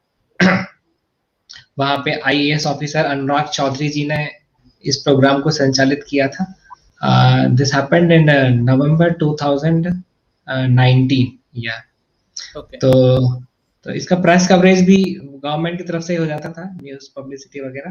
तो they are appreciated it because they never got such kind of programmes, क्योंकि एजुकेटेड लोग जनरली इस प्रकार से इस लाइन में कम ही हैं और इतने प्रॉपर्ली प्रेजेंट कम ही लोग कर पाते हैं। एक बार मेरे से एक पुलिस प्रोग्राम में एक पुलिस वाले ने प्रश्न ही पूछा था कि कहा कि स्वामी जी अगर आपको साधु ही बनना था तो आपने इंजीनियरिंग क्यों की, आपकी वजह से आपकी इतनी पढ़ाई क्यों की? बोला आपकी वजह से हमारे देश से एक इंजीनियर कम हो गया। तो फिर मैंने भी उनको जवाब दिया कि एक बात बताएं कि क्या हम समाज में पढ़ा लिखा इंजीनियर चाहते हैं? हाँ। पढ़ा लिखा डॉक्टर चाहते हैं? हाँ। पढ़ा लिखा चार्टर्ड अकाउंटेंट चाहते हैं? हाँ। पढ़ा लिखा लॉयर चाहते हैं? हाँ। पढ़ा लिखा पॉलिटिशियन चाहते हैं? हाँ। तो पढ़ा लिखा साधु क्यों नहीं? Very nice. तो ये एनालॉजी उनको बहुत पसंद है। हाँ ठीक है, जब सब एरिया में आप पढ़ा लिखा चाहते हो तो साधु को आप पढ़ा लिखा क्यों नहीं चाहते? क्योंकि मेरे फादर जब कभी मंदिर में विजिट करते थे तो वहां पे उनको देख करके खराब लगता था कि जो व्यक्ति वहां बैठा हुआ है वो इसलिए बैठा हुआ है कि कोई बड़ा सेठ आएगा, उसको वो जनेऊ कुछ धागा बांधेगा, टीका लगाएगा और फिर बोलेगा 20 रुपए दीजिए। तो he used to feel bad, my father used to feel bad कि आप अगर भगवान के द्वार पर बैठे हैं तो you should not be hankering for money. तो मेरा प्रश्न था कौन ऐसा व्यक्ति है जो कि पैसे के लिए हैंकर नहीं करेगा, जो पैसा छोड़ करके आया होगा? बिल्कुल। So in that way, if you really want the greedless sadhus in the society, then you should also appreciate when people are giving up the money for the cause of serving the society in a better way. तो जाकर के एक अच्छे समाज की हम शुरुआत देख सकते हैं। बहुत अच्छा प्रभु जी, बहुत अच्छा। ये पॉइंट बहुत ही रिवोल्यूशनरी, क्रांतिकारी पॉइंट है कि जो पैसा छोड़ के आया है वो थोड़ी पैसे के पीछे भागेगा। और पढ़ा लिखा साधु बहुत जरूरी है क्योंकि ये ज्ञान हमारे समाज में आई थिंक ऐसा ही हुआ प्रभु जी कि कई बार हमने हमारे कल्चर को इसलिए पहचान नहीं पाए कि किसी ने उसको तार्किक रूप से हमको एक्सप्लेन भी नहीं किया कि ऐसा क्यों होना चाहिए। तो ऑब्वियसली जो पढ़ा लिखा व्यक्ति है वो उसको तार्किक रूप से भी समझा सकता है कि जो हम करते हैं वो क्यों करते हैं, किस प्रकार से होता है। तो why we are doing what we are doing is very very important. तो प्रभु जी मैं आपसे एक दो और बातें पूछना चाहूंगा कि जैसे आपने कहा था कि आपको पहले 13 कंपनी में रिजेक्शन मिला, उसके बाद आपको 2 ड्रीम कंपनी के अंदर आपको प्लेसमेंट हुआ और जैसे आपने एक विश्व रैंक हासिल किया बुक डिस्ट्रीब्यूशन के अंदर, लेकिन पहले आपने कहा कि बुक डिस्ट्रीब्यूशन के अंदर आप थोड़े से कमजोर थे। और तो किस प्रकार से मतलब ये जो शिफ्ट हुआ है आपका, जैसे अगर इसको मैं इन जनरल टर्म्स में कहूँ कि फेलियर टू सक्सेस, या तो ये किस प्रकार से एक ये जो हुए आपके लाइफ में जो चेंजेस हुए हैं कि आपने पहले आप ऑलमोस्ट लाइक फेलियर जैसे रहे और जैसे आपने कहा कि आप एवरेज स्टूडेंट थे और उसके बाद फिर आपने एनआईटी भी क्रैक किया, तो इसके बारे में थोड़ा आप मुझे बताइए कि ये किस प्रकार से हुआ। मेरे गुरु महाराज श्री श्रीमद भक्ति चारू स्वामी गुरु महाराज ने एक स्टेटमेंट दिया था, वो था failure is not a failure if you learn from it. उसको मैंने याद कर लिया। Failure is not a failure if you learn from it. Moving from failure to failure without the lose of enthusiasm is the sign of maturity. Very nice, very nice, wonderful. हाँ, मैं कभी जीतता नहीं या मैं कभी हारता नहीं, या तो जीतता हूँ या तो सीखता हूँ। ये हमारे जीवन का नहीं, या तो जीतता हूँ या तो जीतता हूँ या सीखता हूँ। तो हार मान लेने पे एडिसन बल्ब का आविष्कार नहीं कर पाते। बिल्कुल। तो इस प्रकार से हार नहीं मान करके कमियों को रिकॉग्नाइज करना, कमियों को एक्सेप्ट करना is a sign of humility. To accept one's mistake is a sign of humility. तो हमको जो है हम्बल बनने की जरूरत है, हम अपने मिस्टेक्स को एक्सेप्ट करें, देखें कहाँ क्या कमी थी और उन कमियों को सुधार करके हम आगे बढ़ सकते हैं।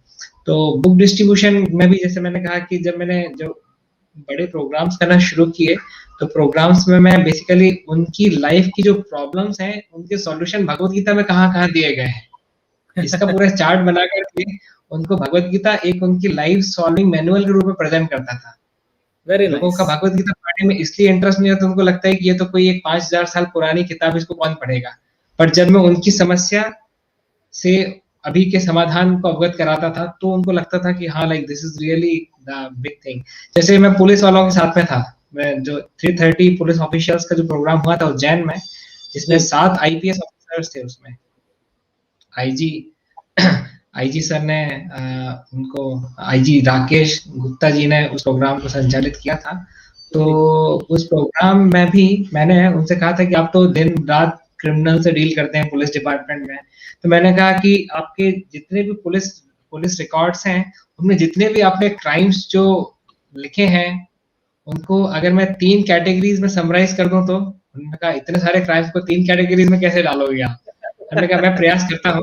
मैंने कहा corruption related crime, corruption related crime, sexuality related crime और वायलेंस रिलेटेड क्राइम। तो क्या इन 3 कैटेगरीज में हम 95% प्लस क्राइम्स को डाल सकते हैं? थोड़ा देर वो लोग सोच में पड़ गए, सोच में पड़ गए, फिर कहा कि हाँ शायद डाल सकते हैं। फिर 5% ही क्राइम इधर उधर बचेंगे, मेजर तो इसमें आ जाएंगे, corruption related crime, sexuality related crime और वायलेंस रिलेटेड क्राइम, 3 कैटेगरीज में। अब मैंने कहा सेक्सुअलिटी रिलेटेड क्राइम्स है because of uncontrolled lust, violence related crime are because of uncontrolled anger, and corruption related crimes are because of uncontrolled greed। अभी कृष्ण भगवत गीता में बोल रहे हैं ना, काम एषा क्रोध एषा रजोगुण समुद्भव महाशनो महापापा विद्ये इदम इह वैरिणाम। तो ये सॉल्यूशन है। कृष्ण अर्जुन को बोले कि अर्जुन तुमको यही काम वासना, इसी क्रोध को तुमको कम करना है जो कि रजोगुण से उत्पन्न होते हैं। तो हमको सतोगुण में अगर आएंगे, काम क्रोध ऑलरेडी नीचे जाएगा, लोग नीचे जाएगा और सोसाइटी जो है वो क्राइम फ्री होती चली जाएगी। हमने कहा बेसिकली हम आपकी मदद कर रहे हैं, पुलिस डिपार्टमेंट की मदद कर रहे हैं, लोग क्राइम कम करेंगे, आपका हेडेक कम होगा। Very nice, very nice. तो प्रभु जी बहुत ही अच्छी तरह से हमको बड़ा आनंद भी आ रहा है ये चर्चा करने में, कि जैसे आपने बताया कि ये सारे क्राइम जो है 3 भागों में इसको डिवाइड कर सकते हैं, करप्शन रिलेटेड, सेक्सुअली रिलेटेड और वायलेंस रिलेटेड। और ये अनकंट्रोल ग्रीड, अनकंट्रोल एंगर और अनकंट्रोल लस्ट की वजह से है। तो ये भगवत गीता कितना अच्छा इसका सोल्यूशन दे रही है। और यही इस प्रश्न का शायद उत्तर है जिसको जिन्होंने आपसे कहा था कि आपने इंजीनियरिंग क्यों की, कि पढ़ा लिखा एक इंजीनियर ही इस प्रकार से इसको समझा सकता है दूसरों को और बता भी सकता है, which is very very nice प्रभु जी। तो अभी मैं फॉर्मूले से बात करता हूँ, मैं जब जैसे कभी लोगों से जब फॉर्मूले से बात करता हूँ, हमें you want to be happy, happiness is equal to resources upon desires, satisfaction is equal to performance upon expectation. तो सिर्फ फॉर्मूले से बात करते हो तुमको ज्यादा समझ में आता है। जी जी जी जी जी। नहीं, यही वजह है कि पढ़े लिखे जो ब्रह्मचारी है वो सब ऑब्वियसली इतने बड़े बड़े एडमिनिस्ट्रेटिव कैटेगरी के जो लोग हैं, आईपीएस ऑफिसर वगैरह, उनको भी ऑब्वियसली उन पहुंच पाते हैं और उनको बता पाते हैं। तो मुझे एक और चीज मैं आपसे पूछना चाहूंगा कि जैसे आप मैंने सुना आप बहुत अच्छा कीर्तन भी करते हैं, तो हम थोड़ा उस एस्पेक्ट पे आते हैं कि आप इतना अच्छा जो मधुर कीर्तन करते हैं, या जैसे हम देखते हैं हरे कृष्णा मंदिर में भी जो कीर्तन होता है वो बिल्कुल एक लय, एक ताल में होता है, मृदंग, हारमोनियम और करताल के साथ में।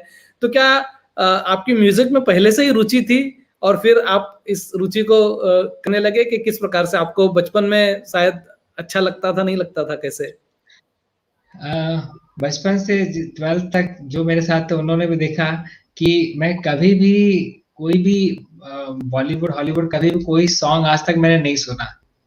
I was interested in movies, but गाने में बोर हो जाता था। Like I was zero interested, I had zero interest in music. Movies में इंटरेस्ट था और तो गानों में बिल्कुल इंटरेस्ट नहीं था।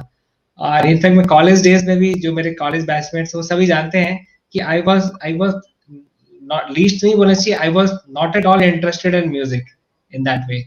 बट जब इस्कॉन संस्था से जुड़ा और यहाँ पर जब मैंने उस मधुरता के साथ में उस सतोगुणी कीर्तन को जब मैंने सुना, तो जाकर के फिर मेरा धीरे से म्यूजिक में इंटरेस्ट आया, फिर मैंने ट्यून्स को सीखने का प्रयास किया, इंस्ट्रूमेंट को करताल वगैरह बजाने का प्रयास किया, और फिर उस जो मेलोडियस ट्यून्स में जो होता है उस कीर्तन को अप्रिशिएट करते हुए फिर धीरे धीरे कीर्तन में आगे बढ़ता चला गया।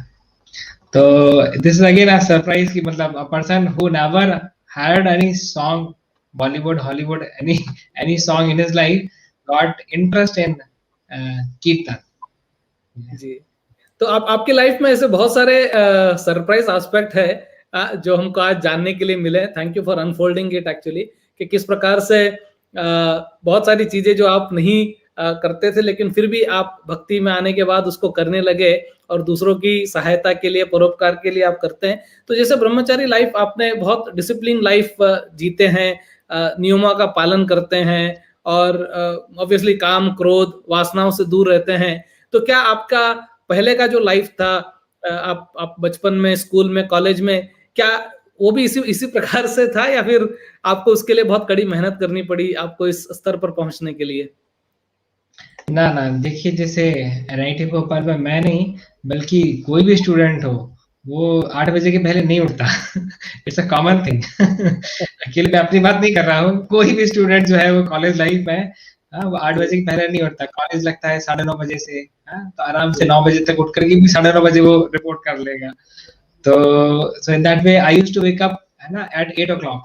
तो वहां से फिर शिफ्ट करते हुए फिर 4 बजे उठना, और अभी मैं जैसे ऑल्टर के अंदर डीटीज की सर्विसेज के लिए जाता हूँ तो 3:45 पे रिपोर्ट करता हूँ, तो उसके लिए 3:15 बजे उठना। तो 8 बजे उठने वाला व्यक्ति अगर सुबह 3:15 बजे डेली बेसिस पे उठ रहा है, then again it can be called as from failure to success. तो ये एक दिन में नहीं आता है, धीरे धीरे आता है। हम धीरे धीरे ग्रेजुअल प्रोग्रेस करते हैं। मैंने हमेशा से कोई भी एक बड़े तरबूज को सीधा सीधा मुंह के अंदर घुसाने का प्रयास नहीं किया, बल्कि एक बड़ा तरबूज अगर खाने की इच्छा है तो उसको छोटे छोटे छोटे छोटे पीसेस में कट करके भी लिया जा सकता है। That's a practical way of eating a big big watermelon. तो इसी प्रकार से कोई भी हमारा उद्देश्य बड़ा हो सकता है, पर उसके लिए जो प्रैक्टिकल स्टेप्स लेने चाहिए वो छोटे ही होने चाहिए, तो जाकर के हम उस एंड रिजल्ट तक पहुंच सकते हैं। तो इसी माध्यम से ऐसा नहीं था कि मैं 8 बजे से सीधा डायरेक्ट 3:15 पे जंप किया, बल्कि 8 बजे से 7 बजे पे आया, 7 बजे से 6 बजे पे आया, थोड़ा और कंफर्टेबल हुआ तो फिर 5 बजे पे आया। तो इस प्रकार से धीरे धीरे it was a gradual shift actually, so which helped me. पर ये चीज मैंने देखा कि consciousness is like moving from extreme negative to extreme positive aspects of life. Yes, भक्ति में पिछले 14 साल से मैं जुड़ा हुआ हूँ, परंतु मैंने देखा कि इसमें मैंने खोया कुछ भी नहीं है। खोया है तो कुछ अपनी नेगेटिविटी ही खोई है, और पाया बहुत कुछ है। पहले हमेशा मुझे लगता था मैं करता ज्यादा हूँ और मुझे मिलता कम है।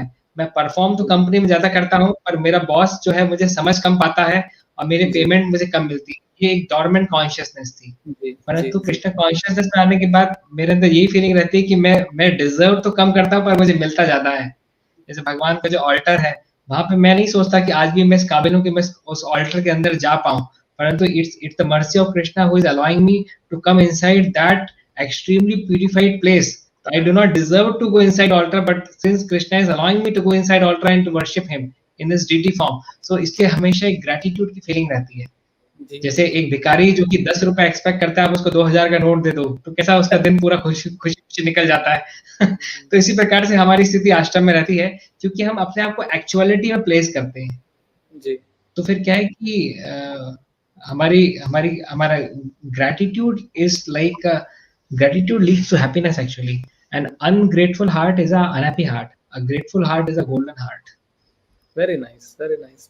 तो बहुत अच्छा आपने बताया कि कैसे दृष्टिकोण भी जो हमारा है वो चेंज हो जाता है और हम हर चीज को बहुत ही एक कृतज्ञता से ग्रहण करने लगते हैं, और ऑब्वियसली नम्रता भी बहुत आ जाती है। जैसे हम देख रहे हैं प्रभु जी के जो भक्त होते हैं वो बहुत नम्र होते हैं, और अच्छे जो दैविक गुण जो होते हैं वो सब इसमें आ जाते हैं। तो यदि हर कोई अगर इस प्रकार के सिद्धांतों का पालन करने लग जाए तो इस दुनिया के अंदर जो हमारे अपराध है वो कितने कम हो जाए, क्राइम कितना कम हो जाएगा। इंडियन पुलिस लोगों को और दूसरों को भी इसके पीछे बहुत नहीं करना पड़ेगा। तो बहुत अच्छा है कि कृष्ण भावना भावित आंदोलन जो है ये कई लोगों का भला कर रहा है, और कई लोगों में इस प्रकार के गुण जो है वो दे रहा है कि लोग अपने आप को भोक्ता न समझ के और कृतज्ञ समझते हैं। तो ये बहुत ही अच्छी बात प्रभु जी आप बता रहे हैं कि किस प्रकार से यहाँ पर जो लोगों का किस प्रकार से कैरेक्टर जो है वो चेंज होता है, कॉन्शियसनेस गेन होता है। तो अभी हम प्रभु जी एक छोटा सा 1-2 चीज डिस्कस करके एंड देन हमारे श्रोताओं के कुछ प्रश्न हैं हमारे पास आ रहे हैं, वो हम लेंगे। तो आप से मैं पूछना चाहता हूँ कि जैसे आपने शतरंज के बारे में बताया, हमने उसके बारे में कोई डिस्कस नहीं किया कि आप नेशनल लेवल चैंपियन रह चुके हैं। तो शतरंज के प्रति आपका कैसे झुकाव हुआ और किस प्रकार से आप जो है वो नेशनल लेवल तक पहुंचे, उसके बारे में हम थोड़ा सा चर्चा करते हैं। एक्चुअली चेस का भी ऐसा था कि मैं जब अपने घर में जब चेस खेलता था तो काफी बार मैं हारता था। तो लोग कहते थे कि इतना हारता है तो ये खेलते ही क्यों है? अगर ये इतना हारता है तो उसको ये खेलने बैठता ही क्यों जब ये जानता है कि इसको हारना है? पर मुझे लगता था कि नहीं, जो जीत रहा है, आज जो जीत रहा है वो कभी ना कभी तो वो भी हारा ही होगा ना। क्या पहली बार में सब जीतते हुए खेलते हैं? तो मैं देखा कि नहीं ऐसा नहीं है। तो मैं भी अगर अच्छे से इसको समझ लूंगा तो मैं भी फिर जीतना शुरू कर दूंगा। तो फिर वहां पर फिर मैं सारी स्ट्रेटजी समझने का प्रयास किया। मैं कभी किसी ने कुछ सिखाया नहीं, बल्कि एक नेचुरल वे में गेम खेलते खेलते उसको सीखा। तो इस प्रकार से एक बार गणेश चतुर्थी के टाइम पे एक मोहल्ले में एक चेस कंपटीशन हुआ।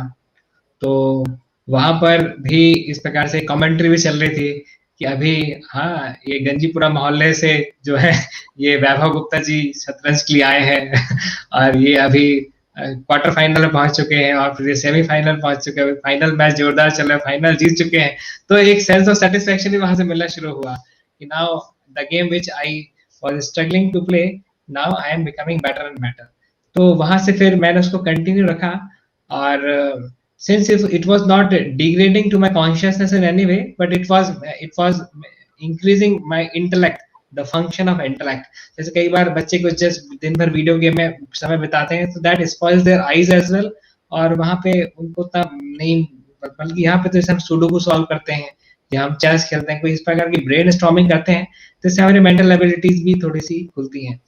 तो जब कॉलेज में गया, कॉलेज में भी कंटिन्यू किया। सेकेंड ईयर में जब अनाउंस हुआ कि एक नेशनल लेवल चेस टूर्नामेंट के लिए एनआईटी भोपाल की टीम सिलेक्ट होना है, तो वहां पे फर्स्ट ईयर के करीब 450 स्टूडेंट थे, सेकेंड ईयर के 450, थर्ड ईयर फाइनल ईयर के 450 मिला के 1800 तो स्टूडेंट थे हमारे first year to final year. फिर 2 साल के एमटेक के और एक एमसीए के करीब करीब जो हमारे करीब 2500 स्टूडेंट्स थे एनआईटी भोपाल में, उसमें से करीब 300 के आसपास लोगों ने चेस टूर्नामेंट में पार्टिसिपेट किया। बहुत सारे अलग अलग राउंड्स हुए, फाइनल क्वार्टर फाइनल में प्रवेश किया, सेमीफाइनल में फाइनल प्रवेश करके फाइनली जो 5 लोगों का सिलेक्शन हुआ, उनमें जब मेरा सिलेक्शन हुआ तो I was very very happy कि now I will be able to perform in national level chess tournament. National level पे जब हम गए तो वहां पे तो फिर कंपटीशन काफी बड़ा था, अलग अलग कॉलेजेस से काफी सिलेक्टेड जो है चेस चैंपियंस आए थे। तो वहां पे तो हमारी एनआईटी भोपाल की टीम की रैंकिंग 95th लगी थी, काफी पीछे थी, और उसमें उतना परफॉर्म नहीं कर पाए। हाँ, पर मैं इंडिविजुअल परफॉर्मेंस वहां पे भी अच्छा ही था but team couldn't score much. But साथ ही साथ में एक नेशनल लेवल पे पार्टिसिपेट करने का मौका और कॉलेज से एक नेशनल लेवल की टीम में सिलेक्शन होने से भी मेरे कॉन्फिडेंस में काफी वृद्धि हुई थी। Very nice. तो प्रभु जी, मैं देख रहा हूँ कि जैसे आपने बचपन में एक बहुत ही ऐसे एक विद्वान बालक का प्रदर्शन किया कि जैसे आपने अपने घर में पैसे बचा के और साइकिल पे जाके और दूसरी दुकान में कि कहाँ पे कौन सी चीज सस्ते में मिलती है वो लाके, और ऑब्वियसली इतना बड़ा जेस्चर आपने अच्छा काम किया कि आपने अपनी माँ को एक गोल्ड कॉइन गिफ्ट किया और फिर वहां से आपने अपनी स्टडी करते हुए और धीरे धीरे कर्मठता का एक उदाहरण प्रस्तुत करते हुए और आपने बहुत अच्छी ऊंचाइयों को छुआ। तो not only in your studies but also in your sports games में, चेस में, और उसके बाद में फिर आगे जाके आप अपने कार्य क्षेत्र में जहां पर आपने कार्य किया उसमें भी आपने अव्वलता हासिल की, और उसके बाद में भक्ति के अंदर भी आके और आप इतने बड़े प्रचारक के रूप में प्रचार कार्य कर रहे हैं और छोटी सी उम्र में आप इतने बड़े मंदिर के एक अध्यक्ष भी बने हैं। तो ये बहुत ही एक असाधारण बात है। और जैसे बताते हैं कि महान उपलब्धियां आमतौर महान बलिदान से पैदा होती है, तो ये ऑब्वियसली हम जानते हैं कि ऐसे ही नहीं आया, इसके पीछे बहुत मेहनत लगी है। और अच्छे लोग जो है वो मोमबत्ती की तरह होते हैं, तो दूसरों को रोशनी देने के लिए अपने आप को जलाते हैं। और यहाँ इस जलाने का मतलब अपने आप को बंद करना नहीं, लेकिन अपने आप को सेवा में समर्पित कर देना और त्याग की भावना करना। प्रेमचंद जी ने भी कहा है कि संसार में सबसे बड़े अधिकार सेवा और त्याग से मिलते हैं, और जिसमें त्याग की भावना नहीं है वह सेवा का काम नहीं कर सकता। और संकल्प आपने बहुत अच्छी तरह से किया है। तो प्रभु जी बहुत बहुत धन्यवाद आपका। अब हम थोड़े हमारे कुछ श्रोतागण जो हमको सुन रहे हैं उनसे कुछ प्रश्न है जो हम लेना चाहते हैं, क्योंकि वो भी आपसे पूछना चाहते हैं बहुत कुछ बातें। तो please allow us to take few questions. तो मैं निवेदन करूंगा कि श्रोताओं के जो प्रश्न है वो यहाँ पर हमारे सामने प्रस्तुत किए जाए। तो साइकी फ्लाइज ये प्रश्न पूछते हैं, sir how to tackle comparisons made by parents. Vishakha this side उनका नाम है, सॉरी, इनको विशाखा जी पूछ रहे हैं। Please tell sir I really want to make them understand that I too have some feelings, please sir answer my question. तो इनका क्योंकि ये बहुत एक बड़ा मुद्दा है प्रभु जी के, पेरेंट्स जो है वो अपने बच्चों का दूसरे बच्चों के साथ में बहुत कंपैरिजन करते हैं, और कई बार कहते हैं कि देखो देखो देखो वो कैसे पढ़ाई कर रहे हैं, या वो क्या कर रहे हैं, आप क्या कर रहे हो। और बच्चों की फीलिंग्स शायद कभी पेरेंट्स समझ नहीं पाते हैं। तो आपके पेरेंट्स को आपने अपनी फीलिंग्स कैसे समझाई, और ये जो प्रश्न है विशाखा जी का, आप इसको समाधान कर सकते हैं। जी, बहुत अच्छा प्रश्न है, बहुत कॉमन प्रश्न है। जनरली इस प्रश्न को जब हम पेरेंट्स के लिए जो सेमिनार करते हैं आर्ट ऑफ पेरेंटिंग, वो 3 सेशन का हमारा कोर्स रहता है, आर्ट ऑफ पेरेंटिंग 1 2 3, उसमें ये चीज हम पेरेंट्स को भी समझाने का प्रयास करते हैं कि don't keep unhealthy expectations with your child. Your child may have many abilities, many born abilities, but you may just be focusing on his academics। भाई हम एकेडमिक्स के हिसाब से चलेंगे तो बहुत सारे हमारे जो नेशनल इंटरनेशनल लेवल के जो स्पोर्ट्स हैं, स्पोर्ट्समैन हैं, वो भी पीछे हो जाएंगे। परंतु they are doing much more than those who are just engrossed in academics। तो इसके लिए हमको अपने पेरेंट्स को अपने कोर कंसर्न्स बताने चाहिए, अपनी कोर स्ट्रेंथ्स बतानी चाहिए, और अपनी वीकनेसेस का एक प्रॉपर एनालिसिस करके उनके सामने एज अ फ्रेंड डिस्कस करना चाहिए। अगर वो डिस्कशन के मूड में नहीं है तो उनको राइटिंग में दे करके उनको मेल व्हाट्सएप के माध्यम से बताना चाहिए। जब तक हमारी खुद की क्लैरिटी बहुत अच्छी नहीं होगी, हम सामने वाले व्यक्ति तक अपनी भावनाओं को, अपनी चीजों को नहीं व्यक्त कर पाएंगे। So first we need to be very very clear what are our core priorities in our life। साथ ही साथ में उनकी core priorities को भी हमको कंसिडर करने का प्रयास करना चाहिए जहां तक संभव हो। जैसे फॉर एग्जांपल जब मैंने 1.5 साल के बाद जब मैंने बोला था मुझे ज्वाइन करना है, तो मैं हट ही नहीं था कि मैंने डिसाइड कर लिया ज्वाइन करना है तो बस ज्वाइन करना है। मैंने मेरे फादर की कोर प्रायोरिटी को समझा कि his core priority is to see that whether I am stable in my consciousness और नॉट। कि आज बोलूंगा जाना है, कल बोलूंगा आना है, तो फिर like what will be the situation. तो मैंने उनके कोर कंसर्न को समझने का प्रयास किया, अपने कोर कंसर्न को उनको बताने का प्रयास किया कि लाइक आप तो चाह रहे हो कि मैं इस प्रकार से विवाह करके एक नॉर्मल जीवन में जाऊं, पर वहां पे बेसिकली वो मेरे लिए डेली बेसिस पे बिना नमक का खाना खाने के समान है। सो मेरे को भी अपने कंसर्न्स उनको बताने पड़े कि I am grateful to you, but on the name of that like I can't eat a saltless food on daily basis। It's like that for me। Yeah, it's difficult। Yeah, it's difficult। So we have to clearly communicate ourselves। Before that we need to clear ourselves। Thank you Prabhu ji। So Vishakha ji, I'm sure you would get some inspiration from this, that हमको पहले अपने आप को clarity रखना है कि हमको जीवन में क्या चाहिए, और फिर उसको अच्छी तरह से अपने माँ बाप को बताने की कोशिश करनी चाहिए, और उनके कंसर्न भी हमको सुनने चाहिए। Thank you Prabhu ji for giving this wonderful guidance. हम हमारा अगला प्रश्न लेंगे। राधा शर्मा जी हमसे पूछती हैं, Hare Krishna, I follow Krishna consciousness, but मैं अपने पेरेंट्स से डरती हूँ बिकॉज वो निराकार रूप में ध्यान लगाते हैं, और पहले भी हमें उनसे ही दीक्षा ली हुई है। आई एम चैंटिंग बट चुपके करती हूँ। तो इनके ये दुविधा है कि शायद इनके जो माता पिता है वो भगवान के निराकार रूप को, हालांकि हमारा क्योंकि ये वैसे तो हमारे बहुत सारे अलग प्रोग्राम्स होते हैं जिसके अंदर फिलॉसफी हम एक्सप्लेन करते हैं, लेकिन क्योंकि ये प्रश्न आया है तो आप इसको एड्रेस कर सकते हैं ब्रजेंद्र कृष्ण प्रभु जी के निराकार और साकार रूप क्या होता है, और इनकी जो ये समस्या है कि छुप के इनको जब करना पड़ता है, पेरेंट के सामने ओपनली बता नहीं सकते हैं, इसका थोड़ा समाधान कीजिए आप। जी, तो ब्रह्मेति परमात्मेति भगवान इति शब्द थे। तो हमारे स्क्रिप्चर्स, वैदिक स्क्रिप्चर्स से बताते हैं कि जो भगवान है वो तीनों एस्पेक्ट्स में है ना। ब्रह्म के रूप में, हाँ, ब्रह्म के रूप में भी विराजमान है जैसे सन की शाइन, और ब्रह्मेति परमात्मा के रूप में भी विराजमान है जैसे कि सन ग्लोब, और भगवान स्वयं जैसे सन गॉड स्वयं। तो सन गॉड भी है, सन ग्लोब भी है और सन शाइन भी है ना। इसी प्रकार से भगवान स्वयं भी है, परमात्मा भी है और ब्रह्म भी है। तो जो उनके निराकार रूप को पूजा करते हैं, they are just worshipping the sun shine. उसको हम डिस्कार्ड नहीं करते हैं हमारी वैदिक फिलॉसफी में, बट वो कंप्लीट अंडरस्टैंडिंग नहीं है। तो हम उनसे ज्यादा झगड़ा ना करते हुए उनकी बात को एक्सेप्ट कर सकते हैं, उनको इन चीजों को समझाने का प्रयास कर सकते हैं। साथ ही साथ में एक कृष्णा कॉन्शियसनेस की बिगर अंडरस्टैंडिंग, एक बिगर पिक्चर को दिखाने के लिए हम किसी मैच्योर प्रीचर के साथ उनकी मुलाकात कर सकते हैं, जो कि उनको उनके स्तर पे आकर के चीजें समझाने का प्रयास करेगा। देखिए, जब बच्चे स्वयं पेरेंट्स का रोल लेते हुए पेरेंट्स को समझाने का प्रयास करते हैं तो बात उनके दिमाग में नहीं जाती है, क्योंकि है ना। तो इट्स लाइक हम एक कप को उल्टा करके उसमें पानी भरने का प्रयास करेंगे, वो उसमें पानी भराएगा नहीं, और हम हमेशा परेशान रहेंगे पानी जा क्यों नहीं रहा है। तो इसी प्रकार से since parents have given birth to us, very less parents will be interested to take knowledge from us.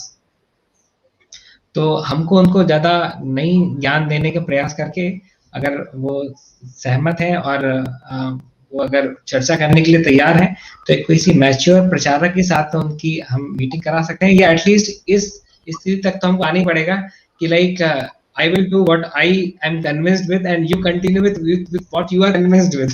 At least इतना तो हमको पार्टनरशिप करनी पड़ेगी। थैंक यू प्रभु जी। तो ये बहुत ही सुंदर बात आपने बताई है कि कई बार क्या होता है कि हम खुद अपने माता पिता जो हमसे ऑब्वियसली हर एस्पेक्ट में बड़े हैं, ज्ञान में भी बड़े हैं और उम्र में भी बड़े हैं, सब एक्सपीरियंस में भी बड़े हैं, हम उनको प्रचार करना या बोलना शुरू कर देते हैं। लेकिन अगर कोई दूसरा बड़ा डिवोटी है, उनके अगर हम कांटेक्ट करा देवे तो शायद वो ज्यादा अच्छा हो जाएगा, जैसा आपने बताया। और यस, भगवान तीनों एस्पेक्ट में है। आपने बहुत सुंदर एग्जांपल दिया कि सूर्य है, सूर्य का गोला है और सूर्य की किरण है। तो भगवान हर एस्पेक्ट में है और हम सभी एस्पेक्ट को स्वीकार करते हैं, लेकिन भगवान का जो साकार रूप है उसके बारे में हम ज्यादा फोकस करते हैं गीता के अनुसार। थैंक यू प्रभु जी। तो हम हमारा अगला प्रश्न लेंगे। तो हमारा अगला प्रश्न आ रहा है विष्णु प्रिया जी से। वे पूछती हैं, Hare Krishna prabhu ji, is that okay for a girl whose family won't support her to marry a devotee boy through a devotee matrimonial who is the other community caste, who is of the other community caste, please explain about this. तो ये एक मुद्दा है। Anyway, ये प्रश्न ब्रह्मचारी से पूछा जा रहा है, लेकिन क्योंकि ये हमारा एक इस प्रकार से मैरिज ब्यूरो होता है, so maybe you can explain to her. Yeah, actually मैं खुद ही जब मैरिज के बारे में पहले I was thinking to enter into गृहस्थ आश्रम before like getting convinced of entering into ब्रह्मचारी आश्रम। तो मैंने भी ये प्रश्न कुछ लोगों से पूछा था। उन्होंने कहा था कि देखिए, अगर आप भी वैष्णव हैं और आप किसी वैष्णव गर्ल के साथ मैरिज करते हैं तो वो तो सेम कास्ट मैरिज ही हुई ना। वो डिफरेंट कास्ट कैसे हुई? बल्कि अगर हम किसी अवैष्णव से शादी करते तो वो इंटरकास्ट होगी। तो ये भी एक आंसर है। दूसरा है कि भले हम किससे करें, अगर ये कुंडली मैच वगैरह के लिए हम जाते हैं तो हमारी लाइफ जो है काफी स्टेबल होने के चांसेस उसके बढ़ जाएंगे, बिकॉज उसमें गुण भी देखे जाते हैं कि एक का देव गण है, दूसरे का मनुष्य गण है। तो एक गणों कुंडली के मैच जो एस्ट्रोलॉजिकल है उसको हम डिस्कार्ड ना करते हुए उसको पालन करते हुए अगर डिवोटी से मैरिज करते हैं, पेरेंट्स अगर इनिशियली डिससेटिस्फाइड है भी तो उनको हम थोड़ा सा एक्सप्लेन कर सकते हैं कि like our core priorities are different and as per like from the Krishna conscious point of view अगर हम कृष्ण भक्ति में आगे बढ़ने के हिसाब से कृष्ण को सेंटर में रखते हुए आगे कार्य कर रहे हैं, सो आई डोंट थिंक भक्ति पॉइंट ऑफ व्यू से प्रॉब्लम जाएगी। नहीं प्रभु जी, प्रश्न इनका ये भी है कि शायद फैमिली उसको सपोर्ट ना करे, तो किस प्रकार से फैमिली को इस बात को एक्सप्लेन किया जाए, थोड़ा उस पर प्रकाश आप डाल सकते हैं? हाँ, ये भी एक चीज है। एक्चुअली फैमिली मेंबर्स की भी मैच्योरिटी पे डिपेंड करता है कि वो कितना सुनने समझने के लिए तैयार है। जैसे फॉर एग्जांपल मेरे पेरेंट्स को जब मैंने अपने कोर कंसर्न्स बताने का प्रयास किया और उनके कॉन्फिडेंस भी था, तो ये उनकी भी हाई मैच्योरिटी थी कि उन्होंने मतलब मेरी बातों को देखा, सुना, समझा, जबकि they had nothing to do with ISKCON, but still they were open minded. तो ये पेरेंट्स के पार्ट में भी है कि like how much open minded they are in terms of hearing. तो अगर if they are okay, then we should definitely explain them our core concerns and उनकी permission, उनकी blessing के साथ में हमको आगे बढ़ना चाहिए। because जैसे महाभारत में बेसिकली कृष्ण ने खुद ही पहले जो है 5 गांव लेकर के युद्ध को टालने का प्रयास किया। भगवान रामचंद्र ने भी शांति दूत बना करके पहले अंगद को भेजा, उसके बाद में फिर फाइनली जब डिससेटिस्फैक्शन हुआ तो देयर कॉन्फ्लिक्ट। सो हम अपने 2 बड़े-बड़े लिटरेचर से देखें तो फाइटिंग शुड बी और the dissatisfaction between the family members should be the last option, not the first option. We should try all the ways, all the means, everything, put all our energy so that everyone can be united, everyone can be brought together. Yes. So ये हमारी basic guidelines होनी चाहिए। नहीं तो क्या होगा कि otherwise like it will be a failure in my life. नहीं, थैंक यू प्रभु जी, आपने बहुत अच्छा बताया। और अगर हम बड़े ही प्रेम से हमारे बड़ों बूढ़ों को और हमारे जो फैमिली मेंबर्स है उसको हम समझाने का प्रयास करेंगे तो निश्चित रूप से वो समझेंगे। तो rather than fighting, I think there is a need to have a very cohesive talk, और अच्छी तरह से एक दूसरे का, जैसा आपने बताया कि जो हमारे कंसर्न है या जो हमारे दृष्टिकोण है उसको सामने अगर रखा जाए तो व्यक्ति ओपन माइंड से जो सुनता है तो वो उसको समझने का बिल्कुल प्रयास करेगा। Thank you Prabhu ji, very nice. और आपने बहुत कभी पेरेंट्स अगर उतने मैच्योर नहीं भी हैं तो फैमिली में कोई तो मैच्योर होगा भाई होगा मैच्योर, कि चाचा मैच्योर होंगे, कि मामा होंगे, कोई एक बुद्धिमान व्यक्ति को पकड़ करके उसको हम सही चीज समझाने का प्रयास करेंगे, वो हमारे लॉयर की तरह काम करेगा। जी जी जी। So we have to find ways and means. We need to have solution oriented consciousness. Correct. Very nice. और obviously एक बहुत as a disclaimer, I just want to put it के माँ बाप का पूर्ण रूप से हमको सम्मान करना है। कभी उनसे युद्ध करने की कोई आई थिंक आवश्यकता नहीं है, और वे बिल्कुल समझेंगे क्योंकि वे आपसे प्रेम करते हैं, और प्रेम करते हैं तो वो व्यक्ति बिल्कुल समझेगा। तो अभी हम इसको चर्चा को आगे बढ़ाते हुए 1-2 प्रश्न और लेते हैं प्रभु जी। तो we would like to ask the next question which is come from Kushal Chavda prabhu. Kushal Chavda ji पूछते हैं कि हरे कृष्णा प्रभु जी, मैं अपने पुराने दोस्तों से ऑड वन आउट हो गया हूं और डिवोटी के साथ रहना अच्छा लगता है अब, तो मैं क्या करूं? पुराने दोस्तों को मैं कैसे कृष्णा कॉन्शियस में लाऊं? तो इनका प्रॉब्लम यह है कि पुराने दोस्तों इनको चाहिए और इनको कृष्णा कॉन्शियसनेस में लाना चाहते हैं, जो बहुत अच्छी बात है, पर शायद उनके साथ रहने पे इनको ऑड मैन आउट लगता है। तो इनकी जो ये समस्या है इसका समाधान कीजिए प्रभु जी के ये लाना चाहते हैं अपने सारे मित्रों को कृष्णा कॉन्शियसनेस में, तो कैसे ले आए? कृष्णा कॉन्शियसनेस में हम तो लाना चाह सकते हैं, पर जरूरी नहीं कि वो भी आना चाहते हो। पर जैसे मैं कंपनी लाइफ में था, कॉर्पोरेट लाइफ में 2.5 साल काम किया, तो जो लोग अच्छे थे, जो लोग सोशली रिस्पॉन्सिबल थे, और जो लोग कैरियर ग्रोथ में आगे बढ़ना चाहते थे, मैं उनके साथ भी बहुत हेल्दी रिलेशनशिप हमेशा रखते हुए आगे चला हूँ। और मैंने मतलब जैसे डिवोटीज के साथ में डिवोशनल टॉक्स, और जो बाकी फ्रेंड्स हैं उनके साथ में कैरियर रिलेटेड थॉट्स, हमारी कैसे हम इंग्लिश को इम्प्रूव कर सकते हैं उससे रिलेटेड थॉट्स, तो जनरल नॉलेज रिलेटेड थॉट्स, तो इन सब के फील्ड्स में उनके साथ में एक्सेल किया, और डिवोटी के साथ में अपने स्पिरिचुअल लाइफ में एक्सेल किया। दोनों को बहुत ज्यादा मिक्स करने का प्रयास नहीं किया, बिकॉज मतलब we can't find everything in one person. और यहाँ पे हम सोसाइटी में रहते हैं, कॉलेज में रहते हैं, अलग अलग प्रकार के लोगों से हमारा हमको इंटरेक्ट करना पड़ता है। सो वी शुड नो कि हमको एक ही दुकान में सब कुछ नहीं मिलेगा। जब सब्जी की दुकान में गए तो अब सब्जी should be our priority, jewellery shop में गए तो jewellery should be our priority. So in that way we have to discriminate, like we can't get everything in one shop. Good, thank you Prabhu ji, thank you very much. तो कुशल जी, आप प्रयास कीजिए, अपना प्रयास जारी रखिए और अपने दोस्तों को आप अपने व्यवहार के द्वारा और अपने ज्ञान के द्वारा आप उनको विभक्त बना सकते हैं। लेकिन ऑब्वियसली जरूरी नहीं है कि हर कोई व्यक्ति जो है वह कृष्णा कॉन्शियस में आए। तो हमको हमारी ऊर्जा को कहाँ पे संचारित करना है वह हमको हमारे थोड़े इंटेलिजेंस से समझना है। थैंक यू प्रभु जी, बहुत अच्छा आपने इसका उत्तर दिया। तो अभी हम एक लास्ट प्रश्न लेंगे क्योंकि लगभग 1.5 घंटा हो गया, हमारा समय पूरा होने आ रहा है। तो एक अंतिम प्रश्न हम लेके और इस कार्यक्रम का यहीं पे समापन करेंगे। तो अंतिम प्रश्न जो है हमारे सामने IVY चक्रवर्ती जी वो पूछ रहे हैं, हरे कृष्णा प्रभु जी, अगर हमारे तबीयत खराब हो तो क्या हम कृष्ण से ठीक करने के लिए प्रार्थना करें? कृष्ण से हम बिजनेस नहीं करते, फिर कृष्ण के बिना कोई हमें ठीक भी नहीं कर सकता। वाह वाह चक्रवर्ती जी, मैं पहले तो धन्यवाद देना चाहता हूं, आपने इतना अच्छा प्रश्न पूछा है और आपकी भावना भी बहुत अच्छी है। तो आप कहते हैं कि भगवान से बिजनेस नहीं करना है, लेकिन भगवान के अलावा तो कोई हमारा आश्रय ही नहीं है।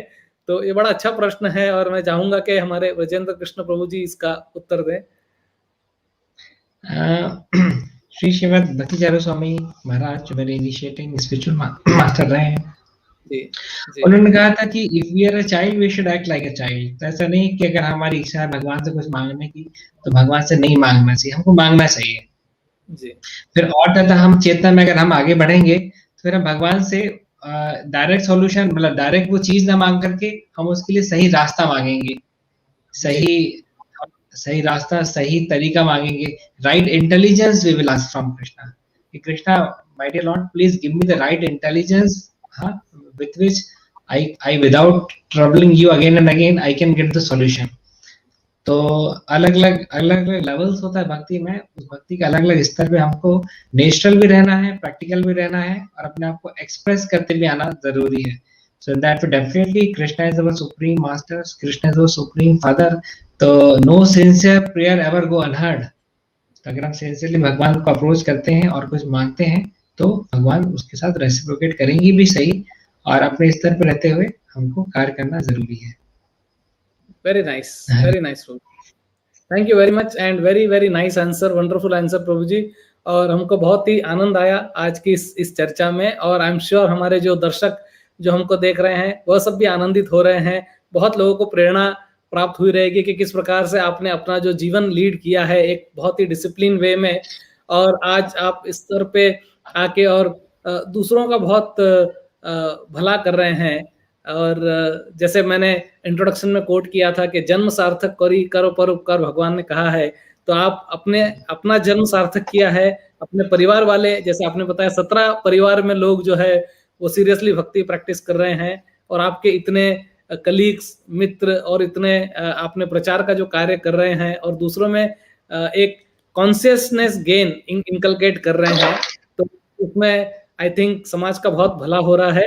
तो हम आपके बहुत ही आभारी हैं, और thank you very much for coming over here on Hare Krishna television and giving your very valuable time and inspiring all of us. हम एक बार सभी दर्शकों के बिहाफ पे और हरे कृष्णा टीवी के बिहाफ पे आपका आभार व्यक्त करते हैं और आपको धन्यवाद देना चाहते हैं। Thank you very much. Hare Krishna prabhu ji. तो Hare Krishna prabhu, thank you very much for giving me the opportunity to come in Hare Krishna, this show which is liked by so many viewers। Yes, thank you Prabhu ji, thank you very much। Thank you। तो मैं दर्शकों से कहना चाहूंगा कि जैसे गीता में भगवान कहते हैं कि व्यवसायिकात्मिका बुद्धि एके है कुरु नंदन बहुशाखा अनंतश्च बुद्धयो व्यवस्थिनाम, कि जैसे जो अपने पाथ में, इस पाथ पे रहते हैं, भक्ति के पाथ पे, they are resolute in purpose, वो अपना उनका उद्देश्य एक फिक्स होता है और उनकी धारणाएं जो है बहुत सारी शाखाओं में वितरित नहीं रहती है। तो इसी प्रकार से हमने देखा कि किस प्रकार से हमारे ब्रजेंद्र कृष्ण प्रभु जो है ये बहुत ही कॉन्फिडेंटली ये जानते थे, चाहते थे कि उन्हें क्या करना है और उसी दिशा में इन्होंने कार्य किया। एक बहुत ही डिसिप्लिन लाइफ इन्होंने लीड की और अपने परिवार वालों के पूरे आशीर्वाद के साथ और एकदम प्रभु जी का जीवन बिल्कुल एक लॉजिकल फ्लो में था। कोई भी चीज को इसी तरह से एक्सेप्ट नहीं करते थे। तो इन्होंने बहुत अच्छी पढ़ाई भी की, स्पोर्ट्स में भी इन्होंने बहुत अच्छा अपना मुकाम हासिल किया और फिर अभी भक्ति कर रहे हैं और दूसरों को भी भक्ति में लगा रहे हैं। तो हमारा बड़ा सौभाग्य रहा कि आज ब्रजेंद्र कृष्ण प्रभु हमारे शो पे आए हैं और हम सभी श्रोतागणों का और दर्शकों का तहे दिल से धन्यवाद देना चाहते हैं कि आप अब तक हमसे जुड़े रहे हैं और इस कार्यक्रम को नियमित रूप से देख रहे हैं और हमारा उत्साह बढ़ा रहे हैं। और हम चाहते हैं कि आप इस कार्यक्रम को अपने जो निकटतम आपके मित्र, आपके परिवार वाले, आपके कलीग्स वगैरह जो हैं, उनको भी आप बताते रहिए, इनको आप फॉरवर्ड कीजिए। Please subscribe to our channel Hare Krishna TV, ताकि समाज में ज्यादा से ज्यादा जो अच्छाई है उसको हम फैला सके, उस प्रकाश को हम आगे ले जा सके और इस कृष्ण भावनामृत का प्रचार जो है इस पृथ्वी पे ज्यादा से ज्यादा हो सके। तो इन्हीं शब्दों के साथ में मैं एक बार आपसे धन्यवाद देते हुए विदा लेता हूं और हमारी मुलाकात होगी अगले शो में, एक मुलाकात कृष्ण भक्त के साथ। Thank you very much. Hare Krishna.